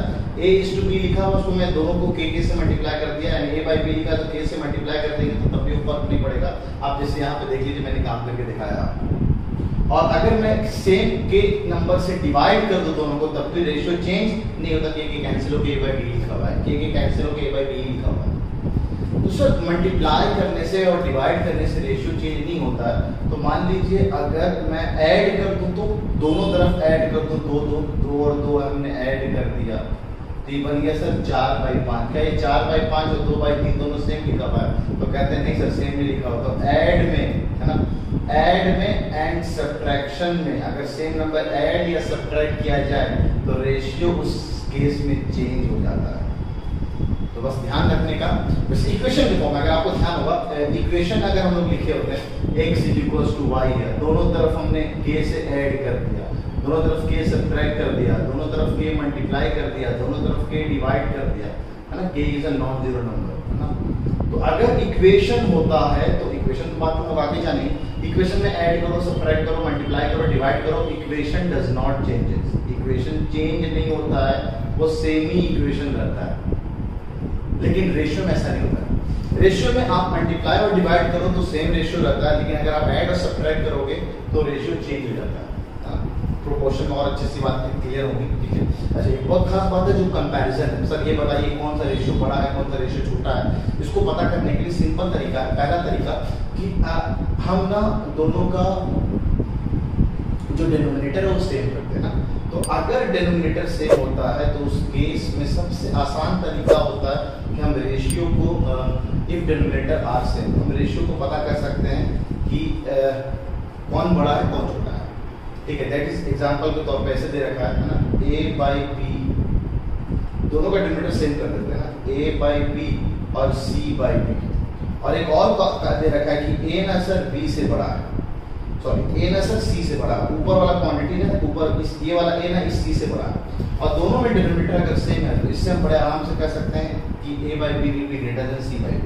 एग्जांपल के तौर पे अगर काली इधर को मैं लिखा हुआ है 7/5 और दिस इज वी हैव 4/5, दोनों का डिनोमिनेटर सेम है, ऊपर क्वांटिटी बड़ी लिखी हुई तो ओवरऑल वैल्यू वो बड़ी हो गया, और उस टाइम तो कैलकुलेट करके देखो दिस इज 1.40 ना 1.4 होगा, this is 0.8, this is 1.4, this is 0.8, तो 1.4 बड़ा हो जाएगा। और इसी का उल्टा version, if numerator are same, अगर न्यूमरेटर हम सेम कर दें, ये बहुत आसान होता है, इसमें तो डायरेक्ट प्रोपोर्शन चल रहा था, जो बड़ा साइन वही रहता है, लेकिन यहाँ पे थोड़ा उल्टा होता है।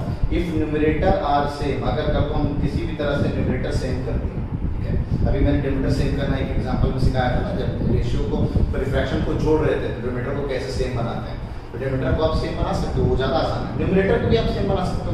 If numerator are same that is, अगर मान लीजिए यहाँ पे a लिखा हुआ है, यहाँ पे भी a लिखा हुआ है, ठीक है, यहाँ मैं सेम सिंबल लेके चलता हूँ, ऊपर b लिखा हुआ है, ऊपर भी b लिखा हुआ है, नीचे यहाँ a लिखा है, यहाँ नीचे c लिखा हुआ है। ये आपको दे दिया है कि if a is greater then c, a ना c से बड़ा है, तो क्वांटिटी नीचे जितनी बड़ी होगी वैल्यू उतनी छोटी हो जाती है। एग्जांपल के तौर पे कल को मान लीजिए यहाँ पे 10/2 लिख दूं और 10/5 लिख दूं, तो 10/2 ये छोटा है तो ये बना देगा डायरेक्टली 5, और ये बड़ा है तो वो उतनी ही छोटा क्वांटिटी बना देगा ये 2। इस कंटेक्स्ट में अगर नीचे क्वांटिटी जितनी छोटी होगी वैल्यू उतनी बड़ी हो जाएगी। तो एक छोटी सी बात, डिनोमिनेटर सेम है और काम की होगी, सब चीजें आगे जाके काम आती है कि भाई डिनोमिनेटर से हम कंपेयर कर लें कौन बड़ा है छोटा है, न्यूमरेटर के हिसाब से कंपेयर कर लें। या अगर कल को मान लीजिए इफ दोनों में से कोई भी बराबर है, नाइदर न्यूमरेटर, शॉर्ट में न्यूमरेटर लिख रहा हूँ, नॉन डिनोमिनेटर आर सेम, अगर दोनों सेम नहीं है तो अब क्या बवाल करेंगे आप। तो एक तो तरीका इसमें सिंपली डिवाइड, आप ना सर डिवीजन कर दो, अगर आपका डिवीजन बहुत अच्छा, एग्जाम्पल के तौर पर 7/4 लिखा हुआ था और 3/5 लिखा हुआ था, कोई भी किसी के सेम नहीं है, हम कैसे पता करेंगे कौन बड़ा कौन छोटा। तो आप डायरेक्ट डिवाइड कर लो 7/4। अच्छा एक तो अच्छी बात यहीं पे जानने के लिए मिल जाएगा आपको, 7/4 ये जो क्वांटिटी है 7/4 ये 1 से बड़ा ही होगा। ये कैसे पता किया सर आपने, ये क्वांटिटी 1 से बड़ी हो छोटी होगी? यहाँ पे मैं लिख दूंगा इसके बारे में, 1 से बड़ी 1 से छोटी वाली बात, क्योंकि रेशियो वाली बात चल रही है तो ये भी इसके आगे कंटिन्यूएशन में कर लेना। वैसे मैं भी आपको यहाँ पे डिवाइड करके दिखा रहा हूँ, 70 लिखा हुआ, दिस इज 1 पॉइंट आ जाएगा 30 यानी 7, 1.7 के करीब है, और ये 0.6 के करीब है। डिवाइड कर दिया आप लोगों ने हवा में, अगर आपको डिवीजन आता है तो दिख रहा है 7/4 3/4 5 से बड़ा हो जाएगा, ठीक है। एक तो तरीका सिंपली डिवाइड, दूसरा तरीका मेक डिनोमिनेटर सेम, डिनोमिनेटर को ही सेम बना दो बाई टेकिंग एलसीएम। कभी कभी लोग एलसीएम ले लेते हैं, मेरे को डायरेक्ट दिखा, जैसे भी मैंने कहा था 2/3 और 5/6 ऐसे लिखा हुआ था, हमें पता करना है कि कौन बड़ा है, 2/3 बड़ा है 5/6 बड़ा। तो हमने क्या किया, डिनोमिनेटर को सेम बना दिया, इसको भी 2 से मल्टीप्लाई, क्योंकि 6 बनाना है इसको 6 बना लिया, इसको भी 2 से, तो ये डायरेक्टली क्या लिखा हुआ है, ये लिखिए सर 4/6। अब 4/6 और 5/6 में कौन बड़ा, दोनों का डिनोमिनेटर सेम, तो 5/6 बड़ा हो जाएगा, तो डिनोमिनेटर सेम कर लो। डिनोमिनेटर सेम करना उतना अच्छा नहीं रहेगा, वैसे उससे भी जा सकते हैं। और तीसरा वाला मेरे को ज्यादा अच्छा लगता है, दैट इज क्रॉस मल्टीप्लाई। जैसे ये आपको था 2/3 और 5/6, ओके, अभी आ रहे हैं उस वाली चीज पे, 2/3 और 5/6, तो आप क्या करोगे, दोनों को क्रॉस मल्टीप्लाई करो, तो इधर आ गया, ये वाले भाई साहब बन गए 12 और ये वाले बहन जी बन गए 15। तो अब 12 और 15 में कौन बड़ा है सर, 15 बड़ा, तो जिधर साइन है वो उधर ही साइन घूम जाएगा, तो 5/6, देखिए 5/6 बड़ा। तो एक बहुत अच्छी बात है जो हमने यहाँ पे कंपैरिजन सीखा, और ये शानदार बात तो आगे जाके भी बहुत काम आएगा। ठीक है, क्या करता है, ये नोट के फॉर्म में लिखेगा, ठीक है, for 2 numbers, for 2 positive numbers की बारे में बात कर रहा हूँ, फॉर 2 पॉजिटिव नंबर्स। निगेटिव हो जाए तो सारी कहानी अलग हो जाएगी, है ना, निगेटिव पॉजिटिव निगेटिव हो जाए तो कहानी अलग हो जाएगी। 2 positive number A and B है, ठीक है, ध्यान दें बहुत अच्छे से। पहला बात, if A is greater than B, A ना बी से बड़ा है, तो a/b का जो रेशियो आएगा ना, that will be greater than, वो 1 से बड़ा होगा। एग्जाम्पल के तौर पे 10 और 5, 10 और 5 का अगर हम रेशियो लेंगे तो 10/5 2 आएगा, वो हमेशा 1 से बड़ा होगा। और अगर a ना b से छोटा है, यानी इनडायरेक्टली आप ऐसे समझो, इसको हम चलिए दूसरे अंदाज में लिख देते हैं ना, न्यूमरेटर और डिनोमिनेटर केस में बच्चों को ज़्यादा अच्छे समझ में आता है। If numerator is greater than denominator, तो a/b है, न्यूमरेटर डिनोमिनेटर, ऊपर वाला क्वांटिटी नीचे वाले से बड़ी हो गई ना, न्यूमरेटर बड़ा है, तो उस केस में नंबर जो भी होता है a/b है ना, ये वाली बात हो जाएगी, बस ये समझ लिया आप, ठीक है। और दूसरी बात, अगर a छोटा हो जाए b से, तो a/b उस केस में 1 से छोटा आ जाता है। मतलब अगर न्यूमरेटर डिनोमिनेटर से छोटा है तो उस केस में वैल्यू 1 से छोटी आती है। ये वाला एग्जांपल आप देखिए, यहाँ पे न्यूमरेटर जो था वो बड़ा था डिनोमिनेटर से, तो वैल्यू 1 से बड़ी आई, 1.7 आया। इस वाले केस में 3/5, जो कि न्यूमरेटर छोटा है और डिनोमिनेटर बड़ा है, तो वैल्यू 1 से छोटी है। यहाँ पे देखिए आप 2/3, न्यूमरेटर छोटा है और डिनोमिनेटर बड़ा है, तो नंबर 1 से छोटा आएगा। देखिए 4/6 लिखा हुआ है, जो कि इंडायरेक्टली 0.66 के बराबर आएगा, ये कैलकुलेट करके देख लेंगे आप।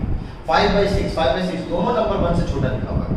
तो कंपैरिजन करने का एक ये भी फंडा हो सकता है कि अगर हम कहीं पे ये पता कर ले कौन क्वांटिटी 1 से बड़ी है, कौन सी क्वांटिटी 1 से छोटी है, और एक और क्वांटिटी पॉजिटिव नेगेटिव से भी हम कंपेयर कर पाते हैं। ठीक है, एक छोटी सी बात यहाँ पर। तीसरा कंपैरिजन, ये बहुत इंपॉर्टेंट है, ये आगे जाके किसी भी क्वांटिटी को बड़ा छोटा प्रूव करने में बहुत काम आता है। ठीक है, और ये थर्ड बात जो है, अगर मान लीजिए सर a और b बराबर हो जाए, तो सिंपल बात, a और b बराबर है, अगर दोनों नंबर बराबर है तो कट के क्या लिखा होगा 1, यानी अगर न्यूमरेटर डिनोमिनेटर दोनों बराबर हो जाए तो उस केस में ये क्वांटिटी हमेशा 1 के बराबर होगी। ठीक है, तो रेशियो में काफी कुछ सीखा भी हम लोगों ने, प्रोपोर्शन में भी काफी कुछ सीखा। प्रोपोर्शन का एक पार्ट आपका पीछा नहीं छोड़ेगा, वीडियो को पॉज करके यहाँ तक जो कुछ भी उतारना है आप उतार लीजिए। तो बढ़ते हैं प्रोपोर्शन की तरफ, है ना, जहां पे प्रोपोर्शन इंडायरेक्टली हम इसको ऐसे कहते हैं, जहां पे 2 रेशियो बराबर हो जाए तो उसको हम लोग प्रोपोर्शन बोलते हैं। या इनडायरेक्टली अगर ऐसा बोला जाए कि 4 नंबर अपने में प्रोपोर्शन में है, तो उसका ये मतलब हुआ कि a/b is equal to c/d, है ना। या इसको हम ऐसे भी लिख सकते हैं a/b as c/d, ऐसा बोल भी सकते हैं ना। इसको पढ़ते क्या है ना, read as a/b as c/d, या a/b is proportionate as c/d, जो कि indirectly a/b is equal to c, है ना। इसको a/b लिख सकते हैं, इसको c/d लिख सकते हैं। तो प्रोपोर्शन में हमेशा a/b इक्वल्स टू c/d। अच्छा, ये जो लिखे होते हैं, ये आखिरी में लिखे होते हैं, इनको ना हम लोग एक्सट्रीम, वो पहले टर्म्स होते थे ना, तो ये एक्सट्रीम टर्म्स कहा जाता है।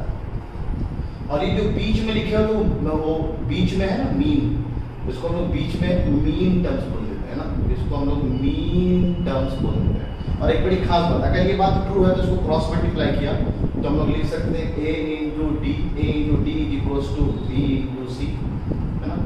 तो a into d ये दोनों क्या है, डायरेक्टली है ना, एक्सट्रीम टर्म्स है, और b बी और सी क्या है बीच में, मीन टर्म्स है। तो कहते हैं जब भी चीजें प्रोपोर्शनल होती हैं, we always have the product of extreme term, पहले एक्सट्रीम लिखा हुआ, the product of extreme term is always equal to the product of mean term. If A B C D in proportion, अगर ऐसा है, if A comma B comma C and D is in proportion, तो कहते हैं ये जादू हमेशा चल रहा होता है ना, हॉलीवुड वर्जन लिख रहा हूं उसका। If A B C D is in proportion then the product of mean terms, पहले एक्सट्रीम लिखा है, मीन पहले लिखते हैं एक्सट्रीम बाद लिखते हैं, तब एक ही बात है। वैसे मैंने पहले यहाँ पे एक्सट्रीम लिखा हुआ है, इसलिए मैं एक्सट्रीम वाला वर्ड पहले यूज कर रहा हूँ ना। The product of extreme terms is equal to the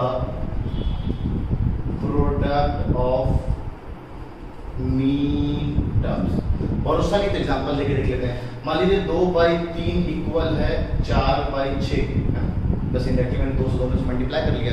आप जरा देखिए इन दोनों को मल्टीप्लाई किया तो कितना निकल के आया, 12, और इन दोनों को मल्टीप्लाई किया तो कितना निकल गया, चलिए कर देता हूँ। इन दोनों को मैंने इंडायरेक्टली मल्टीप्लाई किया तो 2 into 6 लिखा हुआ, this is 3 into 4, this is also 12, this is also 12।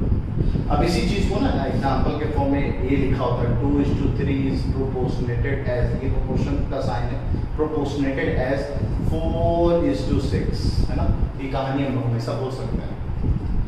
अब कुछ सर्टेन टाइप्स के हमारे प्रोपोर्शन होते हैं ना, टाइप्स, जैसे मैंने टाइप्स से याद आया कि मैंने सर्टेन टाइप्स ऑफ रेशियोज आपको नहीं पढ़ाए, बहुत रेयर, ना के बराबर, मैंने तो कहीं यूज ही नहीं किया वो जो टाइप्स के रेशियोज आप पढ़ रहे हो। आप फ्रैक्शन के टाइप्स काम के आएंगे, तो फ्रैक्शन के टाइप्स सब जैसे मिक्स फ्रैक्शन काम आता है, यूनिट फ्रैक्शन काम आता है ना।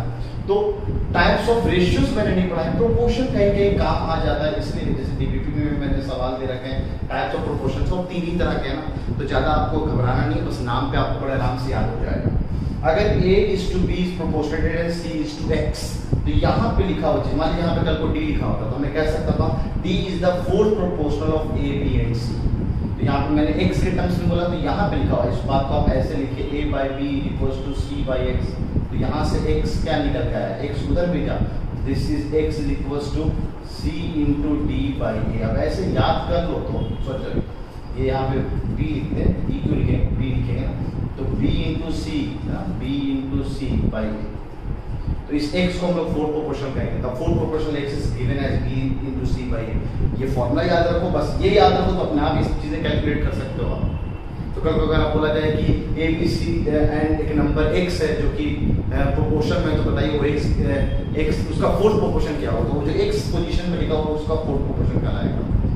अगर मैं कल को बोलूं कि 3rd प्रोपोर्शन बताइए, 2 नंबर है a और b का, a और b का 3rd प्रोपोर्शन बताइए, तो उस बात को इनडायरेक्टली ऐसे लिखना है, a is to b is proportionate as b is to x, यानी इनडायरेक्टली क्या लिखा हुआ है, a by b is equals to b by x, और यहाँ से अगर हम x कैलकुलेट करेंगे तो ये b स्क्वायर ना, x उधर गया, ये b स्क्वायर और a को इधर ले आए, तो this is b square by a, है ना। तो x को हम यहाँ पे b स्क्वायर बाई a बोल सकते हैं, और ये बड़ा इंपॉर्टेंट है, खासकर ज्यादा यूज हो जाता है। मीन प्रोपोर्शनल या सेकंड प्रोपोर्शनल आपसे बोलते हैं find the mean proportional of a and b, 2 number का मीन प्रोपोर्शनल बहुत पूछा जाए तो a is to x is proportionate as x is to b, ये 2 नंबरों का मीन प्रोपोर्शन है। इनडायरेक्टली ये क्या लिखा हुआ है, a by x is equals to x by b, और इसको जरा अच्छे से हम सॉल्व करें, है ना, दोनों तरफ से बात कर सकते हैं। तो ये क्या लिखा हुआ है, x स्क्वायर, ये क्या लिखा हुआ है a b, तो इनडायरेक्टली ये x square equals to a b। और अच्छे से अगर हम बात करें तो स्क्वायर को अगर उधर हम भेज देंगे तो x किसके बराबर आ जाएगा, अंडर रूट ab के। तो कल को अगर आप पूछा जाए what is the mean proportion of a and b, तो बस दोनों का अंडर रूट लेके दोनों को मल्टीप्लाई करके उसका रूट ले लो, है ना। तो कल को अगर हम ऐसे बोल दें mean proportion of a and b, तो इनडायरेक्टली वो अंडर रूट ab, इसको कल को हम लोग कंटिन्यूड प्रोपोर्शन भी बोल देते हैं, ठीक है। अगर a x b are in continue, अगर ये चीज वैलिड हो रहा है, नंबर x है जो इस तरह से लिखा हुआ था, हम a x b को कंटिन्यूड बोल रहे हैं। कल को अगर ऐसा लिखा हो if a x b are in continued proportion then find x, तो उसका इनडायरेक्ट मतलब यही होगा, ठीक है। तो they have certain types of proportion. सबसे इंपॉर्टेंट पार्ट अगर प्रोपोर्शन में कोई चीज है तो इसका खुद का डेफिनेशन है, और दूसरा ये जो मैं प्रॉपर्टीज बता रहा हूँ ये बड़े काम के हैं, ये मतलब 11 12 तक में, क्योंकि हम 9 10 में बहुत रेयर यूज होते हैं। 9 10 में मैं ये वाला पार्ट यूज करूंगा, कंपोनेंट और डिफरेंट थोड़ा सा, या ये वाला पार्ट भी यूज करूंगा। 11 में तो ये मैं जम के यूज करूंगा, ये सब चीजें बहुत जम के यूज होते रहते हैं, ठीक है। तो ये वाला पार्ट इंपॉर्टेंट है आपके लिए, बस आपके लिए, इसलिए मैं कहता हूँ आप अपना नोट्स बहुत अच्छे से बनाएंगे, एक एक चीज़ आप लिखे रहेंगे और नोट्स को संभाल के रखना है एकदम। ये कब कहाँ पे जरूरत हो सकता है कि आपको 11th में आके आपके टीचर को टीचर आपकी सब चीज़ों को रिकॉल ना करें। मैं तो कैसे कराता हूँ रिकॉल, ये आपके लिए फायदेमंद रहेगा। ठीक है, पढ़ते हैं इसकी प्रॉपर्टीज। एक प्रॉपर्टी होता है इसको कहते हैं इन्वर्टेड, मतलब अगर कल को कोई रेशियो प्रोपोर्शन इस तरह से लिखा हुआ है तो उसको अगर मैं इस तरह से लिख दूं तो वो प्रोपोर्शन चेंज नहीं हुआ, वो सेम ही लिखा हुआ है। ठीक है, मतलब a इज टू, अच्छा फ्रैक्शन में ये सब चीजें बहुत अच्छे समझ में आती है, तो मैं बाद में फ्रैक्शन में लिखता है टाइम जल्दी, इसलिए मैंने फ्रैक्शन के फॉर्म में भी पहले भी सेम बात को फ्रैक्शन के फॉर्म में भी आपको लिख दिया है। a by B is equal to C by D, तो हमने इन्वर्टेड में इन दोनों को उलट दिया, b by A c by D. और देखिए अभी भी जो प्रोपोर्शन की कंडीशन है वो फुलफिल हुआ है, a इंटू डी है ना, इनडायरेक्टली क्या लिखा हुआ है, a into D is equal to b into C. देख लीजिए आप, a into D is equal to b into C, एकदम बात सेम ही लिखा हुआ है। एग्जाम्पल के तौर पे अगर मान लीजिए 2/3 और 4/6 लिखा हुआ और कल को मैं इसको उलट दूं 3/2 और 6/4 लिख दूं, देखिए अभी भी रेशियो 3/2 3/2 और इधर भी 2/3 2/3, यानी दोनों तरफ से रेशियो भी बराबर है, यानी प्रोपोर्शन चेंज नहीं हुआ, अभी वो बराबर ही लिखा हुआ है। इन्वर्टेड कर दो, ये अल्टरनेटो कर दो। अल्टरनेटो में बेसिकली क्या है कि इन दोनों को मैं अल्टर कर दूं, ये चीज ऊपर लिखी है, मैं यहाँ फ्रैक्शन के फॉर्म में समझा रहा हूँ। a by B equals to c by D, और कल को मैं अल्टर कर दूं, यहाँ का c यहाँ भेज दूं, यहाँ पे b यहाँ भेज दूं, कोई फर्क नहीं पड़ेगा, ये दोनों प्रोडक्ट होने के बाद बात देखिए लिखा हुआ है, देख लीजिए आप a into D equals to b into c लिखा हुआ है। यानी कल को अगर यहाँ पे मैं 2/3 इक्वल्स टू 4/6 लिखा हुआ और मैं इसको अल्टर कर दूं इस तरह से, 4 को यहाँ भेज दूं 3 को यहाँ भेज दूं, अभी भी देखिए बात देखिए है, दोनों तरफ से रेशियो चेंज नहीं हुआ, this is 1/2, this is also 1/2, अभी भी रेशियो दोनों तरफ से बराबर ही। कंपोनेंटो और डिविडेंडो ये कम यूज होते हैं, ज्यादा यूज वाली ये है लास्ट वाला है ना। कंपोनेंटो पहले समझ लो, डिविडेंडो समझ लो, ये कंपोनेंटो डिविडेंडो बड़ा आराम समझ में आ जाएगा। रेशियो बराबर है, दो रेशियो अपने बराबर, a by B is equal to c by D. अब मैंने क्या किया, नीचे वाले को ऊपर छोड़ दिया, नीचे वाले को मैंने ऊपर छोड़ दिया, सेम है ना, नीचे वाले को ऊपर छोड़ दिया, नीचे वाले को ऊपर छोड़ दिया, दोनों तरफ से काम किया तो हमेशा रेशियो अभी प्रोपोर्शन नहीं रहेगा। एग्जांपल के तौर पे सेम एग्जांपल लेके चलता हूं, 2/3 और चाहो तो क्रॉस मल्टीप्लाई करके भी देख लेना, 2/3 और ये 4/6, नीचे वाला जाके ऊपर छोड़ दिया तो 5 बन गया, नीचे वाला ऊपर छोड़ दिया तो 10 बन गया, नीचे वाले को मैंने अभी भी वही रखा। ठीक है, देखिए ये 5/3 ये 2 से कट गया है ना, दिस इज 5/3, ये भी अभी भी 5/3 ही लिखा हुआ है और रेशियो में कोई चेंज नहीं है, यानी अभी प्रोडक्ट करो, this is 30 this is 30, this is 12 this is 12, दोनों तरफ से बात सेम ही आ रहा है। और डिविडेंडो में जो हमें अभी ऐड कर रहे थे और उसको हम सबट्रैक्ट करेंगे, तो क्या क्या नीचे वाला जाके सबट्रैक्ट कर दिया, तो नीचे वाला जाके सबट्रैक्ट करते हैं तो अभी रेशियो में कोई फर्क नहीं पड़ेगा। एग्जांपल के तौर पे 2/3, इसको थोड़ा उलट करके मतलब नेगेटिव में कोई नहीं, नेगेटिव में भी लिखिए, 2/3 4/6 सबट्रैक्ट कर दिया, 2 - 3/3 4 - 6/6, तो ये कितना लिखा है -1/3, कितना लिखा हुआ -2/6, माइनस माइनस कैंसिल कर दो या फिर रहने भी दो, तब भी दोनों तरफ नेगेटिव है, 1/3 ये भी 1/3 लिखा हुआ है 2/6। ठीक है, कंपोनेंट और डिविडेंड ये इंपॉर्टेंट है। ठीक है, जहां पे हम ऐड भी करेंगे और सबट्रैक्ट भी करेंगे। एक रेशियो है a by B is equal to c by D, तो हमने क्या किया, दोनों को ऐड करके ऊपर लिखा, दोनों को सबट्रैक्ट करके नीचे लिखा। वो सेम काम मैंने दूसरी तरफ भी किया, c और d को ऐड किया और c और d को सबट्रैक्ट किया, कहता है रेशियो अभी भी चेंज नहीं होता है। बहुत अच्छी चीज करता, क्रॉस मल्टीप्लाई करके देख लेना, हर बार एक चीज निकल के आएगा, वो चीजें कैंसिल हो जाएगी, वही बन जाएगा। तो हम एग्जांपल के फॉर्म में दिखाते हैं आपको, 2/3 और 4/6 लेके चलते थे, दोनों को जोड़ा तो 2 + 3 और दोनों को घटाया 2 - 3, दोनों को जोड़ा 4 + 6 और दोनों को घटाया 4 - 6, ये लिखा है 5 - 1, ये -5 हो गया। ये लिखा हुआ है 10 और ये लिखा है -2, तो 10/-2 बीबी करके कितना आ गया माइनस का 5। देखिए रेशियो और आरएचएस हमेशा बराबर आ रहा है, यानी कल को हम ये प्रॉपर्टी भी चलाते प्रोपोर्शन में, तब भी प्रोपोर्शन चेंज नहीं होता है। ये सब चीज़ों को हम यूज़ करेंगे आगे जाकर, और सबसे खास जो 10th में भी मैं इस पार्ट में यूज़ करूँगा, इक्वलिटी ऑफ एडेंडोज, है ना। ये एडेंडोज क्या होता है, पहले एडेंडोज समझ जाते हैं। मान लीजिए अभी तो आप लोग सिर्फ 2 रेशियो बराबर देंगे, कल को 2 से ज़्यादा रेशियो, सेम बात 2 के लिए भी ट्रू है। ठीक है, 2 से ज़्यादा भी रेशियो अगर बराबर दे रखा है और उनमें से किसी भी टर्म को हम इस तरह से जोड़ रहे हैं, ठीक है, एक को ऊपर वाले सबको जोड़ दिया और उसको इक्वल कर दिया प्रोपोर्शन में या फिर रेशियो में ले लिया, नीचे वाले सबको सम को, इसको हम लोग एडेंडोज बोलते हैं। सिर्फ एक नहीं, और भी तरह तरह का एडेंडोज बन सकते हैं, मैं भी आपको दिखाऊंगा। तो कहते हैं जितने भी एडेंडोज आप बनाओगे, इन सबको ऐड कर करके, एडेंडोज ऐड कर करके बनाओगे आप, वो सब इक्वल होगा वो पुराने वाले रेशियो के जो ओरिजिनल रेशियो था। एक एग्जाम्पल, मैंने सिर्फ इन दोनों को जोड़ा, ए और सी को, और नीचे बी और डी, जो जो रेशियो जिसमें जुड़ रहा है वो उसी से जुड़ेगा, ए और सी और बी और डी। ए और ई को जोड़ दिया और ई को जोड़ा तो बी और एफ को जोड़ दिया मैंने इन सबको ऊपर वाले को जोड़ दिया। और भी जो भी चाहो आप लेना चाहो तो ले लो, ये हमेशा उस के बराबर आएगा। इसको समझने के लिए हम एग्जाम्पल लेके चलते हैं, बहुत अच्छे से समझ में आएगा। 2/3 लिया, 4/6 लिया, 8/2 4 से मल्टीप्लाई करें तो 8/12 ले लिया, ठीक है। कल को 5 से मल्टीप्लाई करके 10/15 ले लिया। ये तीनों अपने बराबर है, किसके बराबर भाई? तो ये 2/3 के बराबर है ना, के की वैल्यू 2/3 है, ठीक है। अब मैंने क्या किया, इन सबको जोड़ दिया, इन सबको जोड़ दिया, देखते कितना बना। इन सबको जोड़ दिया तो एक एंडोस को ऊपर सारे वाले जुड़ गए, तो ये हो गया 6 और 8 14, 14 10 24, तो ये हो गया इसका 24। और नीचे वाले को सबको जोड़ दिया, ये हो गया सर 27 और 30 और 6 36। तो देखिए अभी भी ये 12 से कट के 2/3 ही लिखा हुआ। कल को मैंने कहा नहीं सर सिर्फ इन दोनों को जोड़ूंगा और इन दोनों को जोड़ूंगा, तो ठीक है, क्या लिखा हुआ 12, कितना लिखा हुआ 18। अभी देखिए 6 से कट के कितना लिखा हुआ 2/3 लिखा हुआ। मैंने नहीं सर कल को मैं इन दोनों को सिर्फ जोड़ता हूँ, तो ये कितना लिखा हुआ 12 और ये कितना लिखा, अभी भी 18 लिखा। देखिए अभी भी 2/3 के बराबर लिखा हुआ।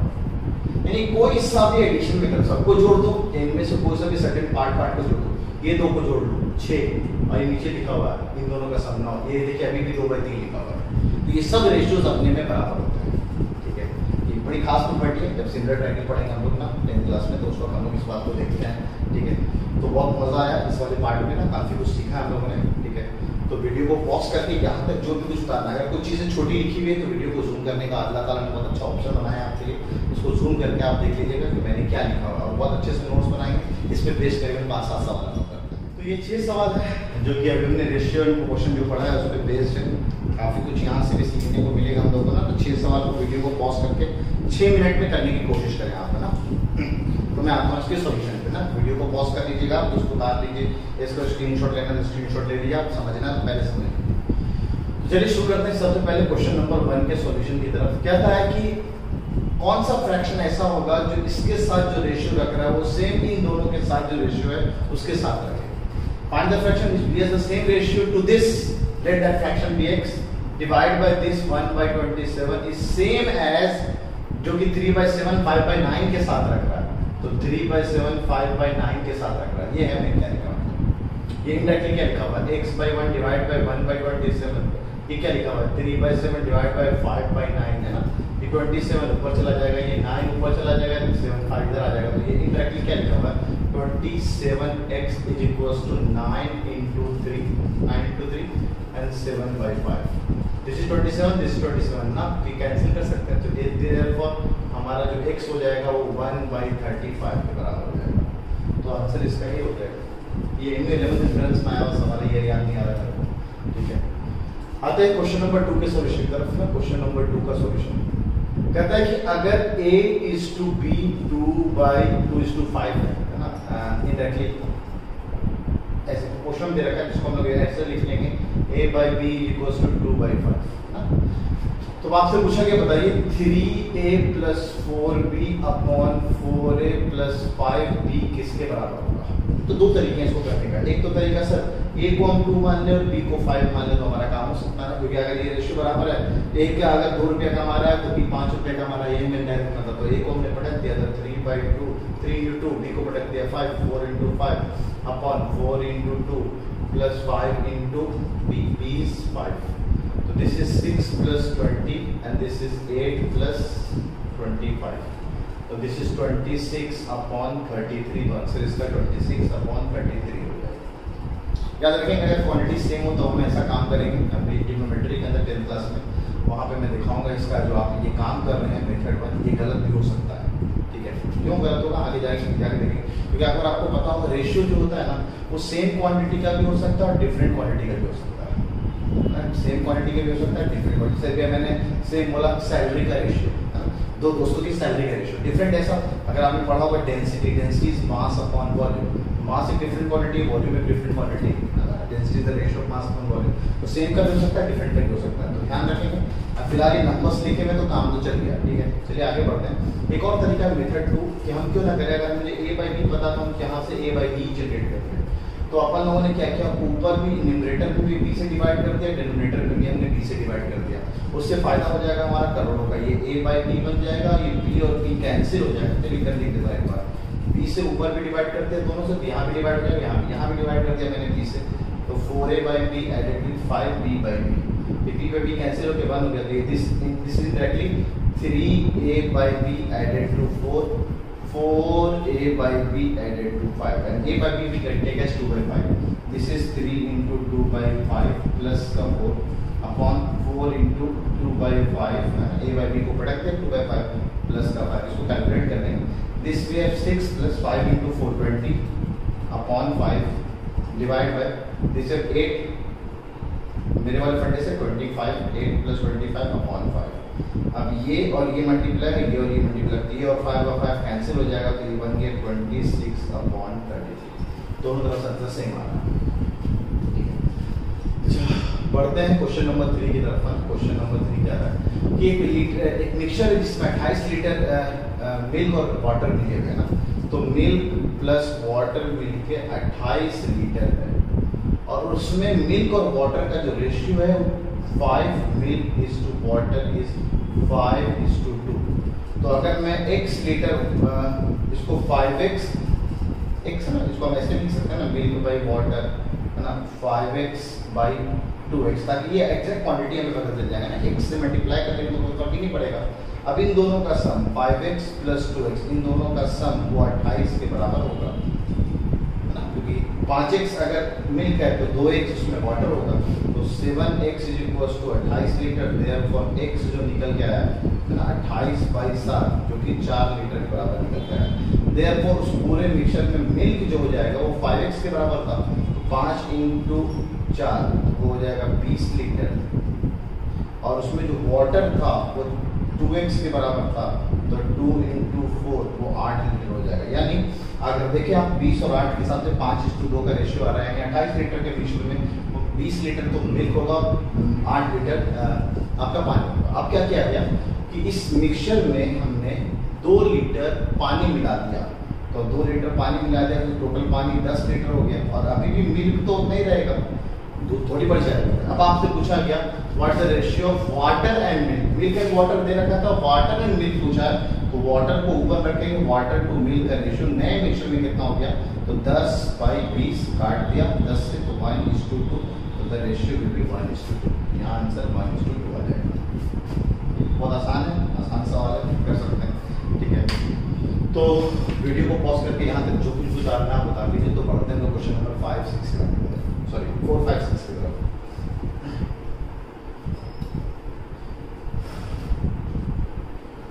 क्वेश्चन नंबर 5 में देखते हैं। क्वेश्चन नंबर 5 में आपको दिया हुआ है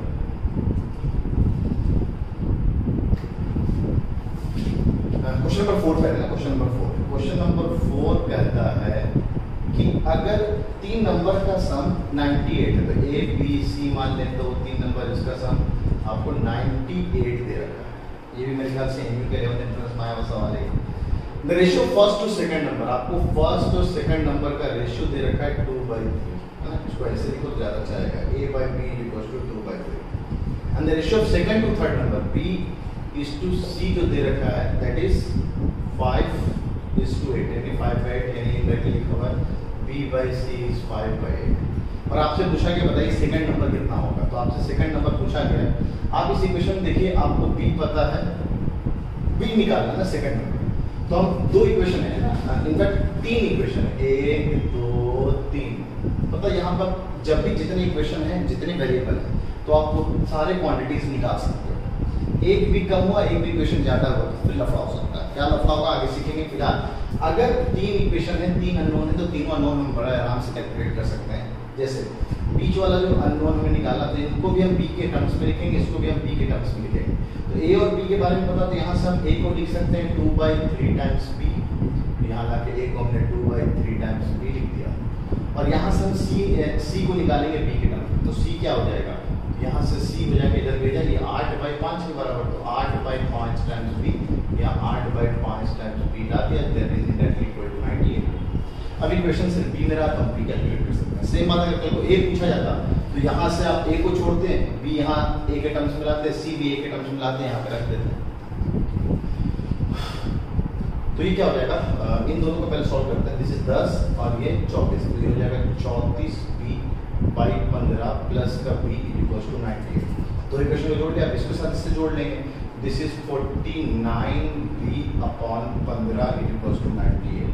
तो उस हिसाब से p जो हो जाएगा 15/98 डिवाइड बाई 49 दो बार में चला गया, तो उस हिसाब से ये p की वैल्यू आ गई 30। तो p इक्वल्स टू 30, तो p का आंसर 30 हो जाएगा। चलिए क्वेश्चन नंबर 5 में चालाकी सिखानी है मेरे को। क्वेश्चन नंबर 5 वैसे इस तरह का इक्वेशन आप बचपन में सॉल्व किए हो, 2:4:3 के हिसाब से है, तो आप उसको 2x 4x और 3x मान सकते हो एंगल को। और आपको पता है सब एंगल का जो सम होता है वो 180 होता है। एक ट्रायंगल में सारे एंगल का सम, देखिए मैं मेंसुरेशन इस बात को लेके ज्योमेट्री के अंदर लेके इनफैक्ट, ठीक है। तो जो रेशियो का कॉन्सेप्ट है आपको पीछे नहीं पड़ेगा, लीनियर इक्वेशन क्वाड्रेटिक इक्वेशन के अंदर जब वर्ड्स प्रॉब्लम भी करेंगे तब ये बहुत काम आएगा, ठीक है। तो इस हिसाब से हम बड़े आराम से बोल सकते हैं according to question we have this. तो 9x = 180, यहाँ से आपने x निकाल लिया 180 degree divide by 9 that is 20 degree. Therefore जो एंगल्स हैं एक है 2x, एक है 4x और एक है 3x, तो हम बड़े आराम से बता सकते हैं 2 × 20, 4 × 20, 3 × 20, द रिजल्ट इज 40, 80 एंड 60 और जोड़ लीजिए 180 के बराबर निकल के आ रहा है। ये आपका तरीका होगा, मेरा तरीका तो इससे ज़्यादा आसान है। ये मैं आपको ट्रिक के फॉर्म में दे रहा हूँ ना, या आप ट्रिक समझ लेना, मेरा ये नाम के हिसाब से ना नैच ट्रिक, ये बहुत काम आएगा। कल को अगर मैं सिर्फ आपसे बोलता लार्जेस्ट एंगल बताइए, स्मॉलेस्ट लार्जेस्ट हो गया, तो यहाँ पे ये स्मॉलेस्ट हो गया और ये लार्जेस्ट हो गया, तो इतना पता होना चाहिए रेशियो जिसके हिसाब से होता है। जो सबसे बड़ा रेशियो लिखा है वो सबसे ज़्यादा पार्ट लेके जाएगा। मान लीजिए मैं 180 रुपये अगर इनमें बांट रहा होता तो सबसे ज़्यादा रेशियो इसका है, ये ज़्यादा क्वांटिटी है तो ये सबसे ज़्यादा पार्ट इसको मिलने वाला है।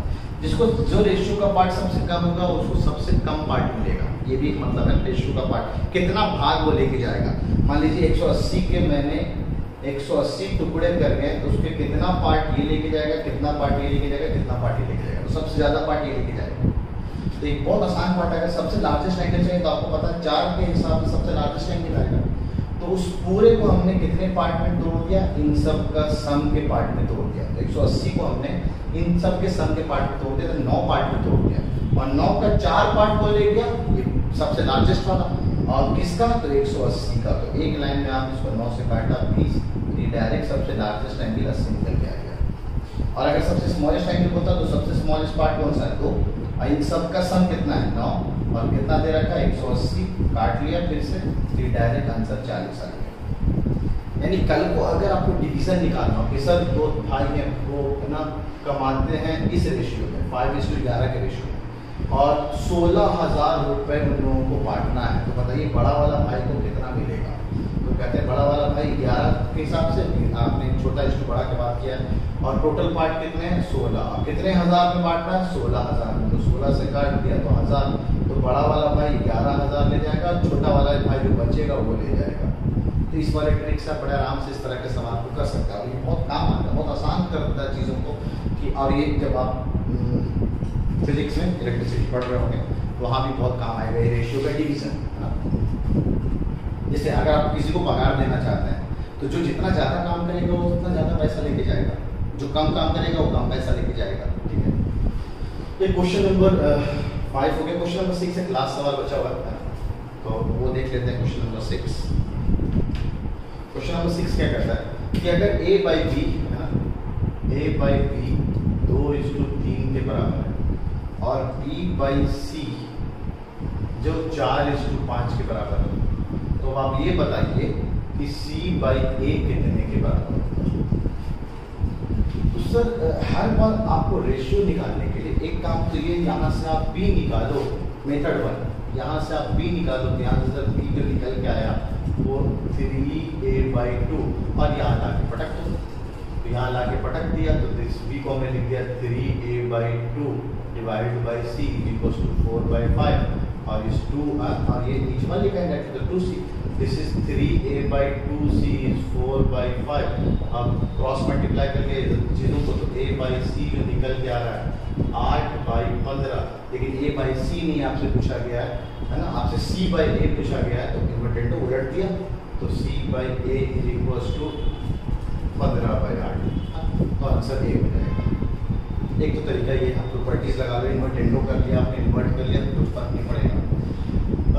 एक तरीका और हो सकता है इसका, हर बार जरूरी नहीं है कि चीज़ों को आप ना रेशियो के साथ दो। आप इक्वेशन देख लो, एक इक्वेशन ये, एक इक्वेशन ये, तो इक्वेशन को आप ऐड भी कर सकते हैं, दो इक्वेशन को हम सब्ट्रैक्ट भी कर सकते हैं, दो इक्वेशन को हम मल्टीप्लाई भी कर सकते हैं। जैसे यहाँ पे दिख रहा है, इन दोनों को मल्टीप्लाई कर दिया, a/b मल्टीप्लाइड विद b/c, तो हमें जो चाहिए वो कैंसिल हो जाएगा, and this is equivalent to 2/3 multiplied by 4/5, तो this is a/c is equivalent to 8/15। आपको c/a चाहिए तो फिर से इन्वर्टेंडो लगा दो, तो 15/8 c/a निकल के आ जाएगा।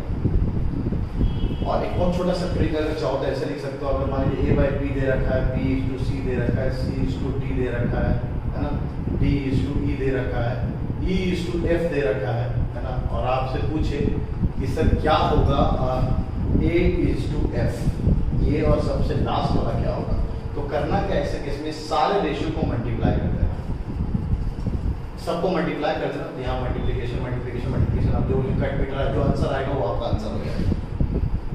ठीक है, अच्छा जब भी आपको फर्स्ट और लास्ट वाले का रेशियो पूछे, फट से आप मल्टीप्लाई कर लेना, आपको बहुत आसान से निकल के आ जाएगा।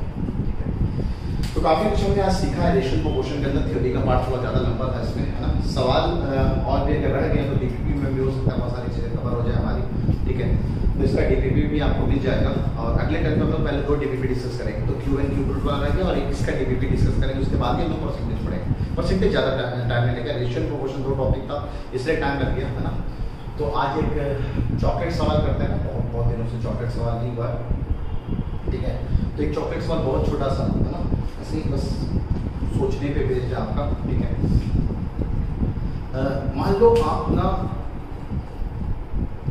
एक पूरा का पूरा काला काला कपड़ा पहने हो, ठीक है, हर कुछ एकदम पूरा सर्वर सब चश्मा वगैरह सब लगा रखे हो, ब्लैक ब्लैक जूता ब्लैक सब ब्लैक पहने हुए हो, और एक आप एकदम सुनसान सड़क पे हो, आसपास कुछ नहीं चल रहा है, स्ट्रीट लाइट्स तक नहीं चल रहा है ना, आसपास जो भी रोशनी है ना, सब लाइट वाइट सब बंद है एकदम। ठीक है, और एक ट्रक है, ट्रक ड्राइवर है जो कि ट्रक चला रहा है, और उसका हेडलाइट भी ना वो सब फूटा हुआ है ना, मतलब सब खराब है ना, और वो ट्रक ड्राइवर ट्रक चला रहा है, ट्रक चला रहा है, चलाते चलाते आप रास्ते से क्रॉस कर रहे हो, और वो आपको दूर से ही देख के ना ब्रेक लगा दिया। ये कैसे पॉसिबल है कि वो आपको दूर से देख लिया? सोचिए आप, आसपास की सब स्ट्रीट लाइट तक भी फूटी हुई है। ठीक है, तो बच्चे अजीब अजीब जवाब देते हैं। इसका सही जवाब ये है कि सर कुछ दिन उस वक्त उजाला हो रहा होगा, दिन हो रहा होगा, तो बड़े आराम से देखिए। ठीक है, तो इस सवाल में क्या बेसिकली आपको ना ऐसा एटमॉस्फेयर बनाया गया कि आसपास ऐसा लग रहा हो कि अंधेरा हो रहा, रात का वक्त है ना, तो ऐसा बिल्कुल नहीं। तो आपको सिचुएशन को इस तरह के और सवाल है मेरे पास, है ना, चॉकलेट सवाल जो आगे जाके मैं पूछूंगा, सिचुएशन बेस्ड है ना, सिचुएशन को समझना है उस हिसाब से। ठीक है, तो आज इतना ही रखते हैं ना, अगले टाइम पे हम लोग परसेंटेज शुरू करेंगे। तब तक आप अपना ख्याल रखें, है ना, होमवर्क डीपीपीज वगैरह करते रहें।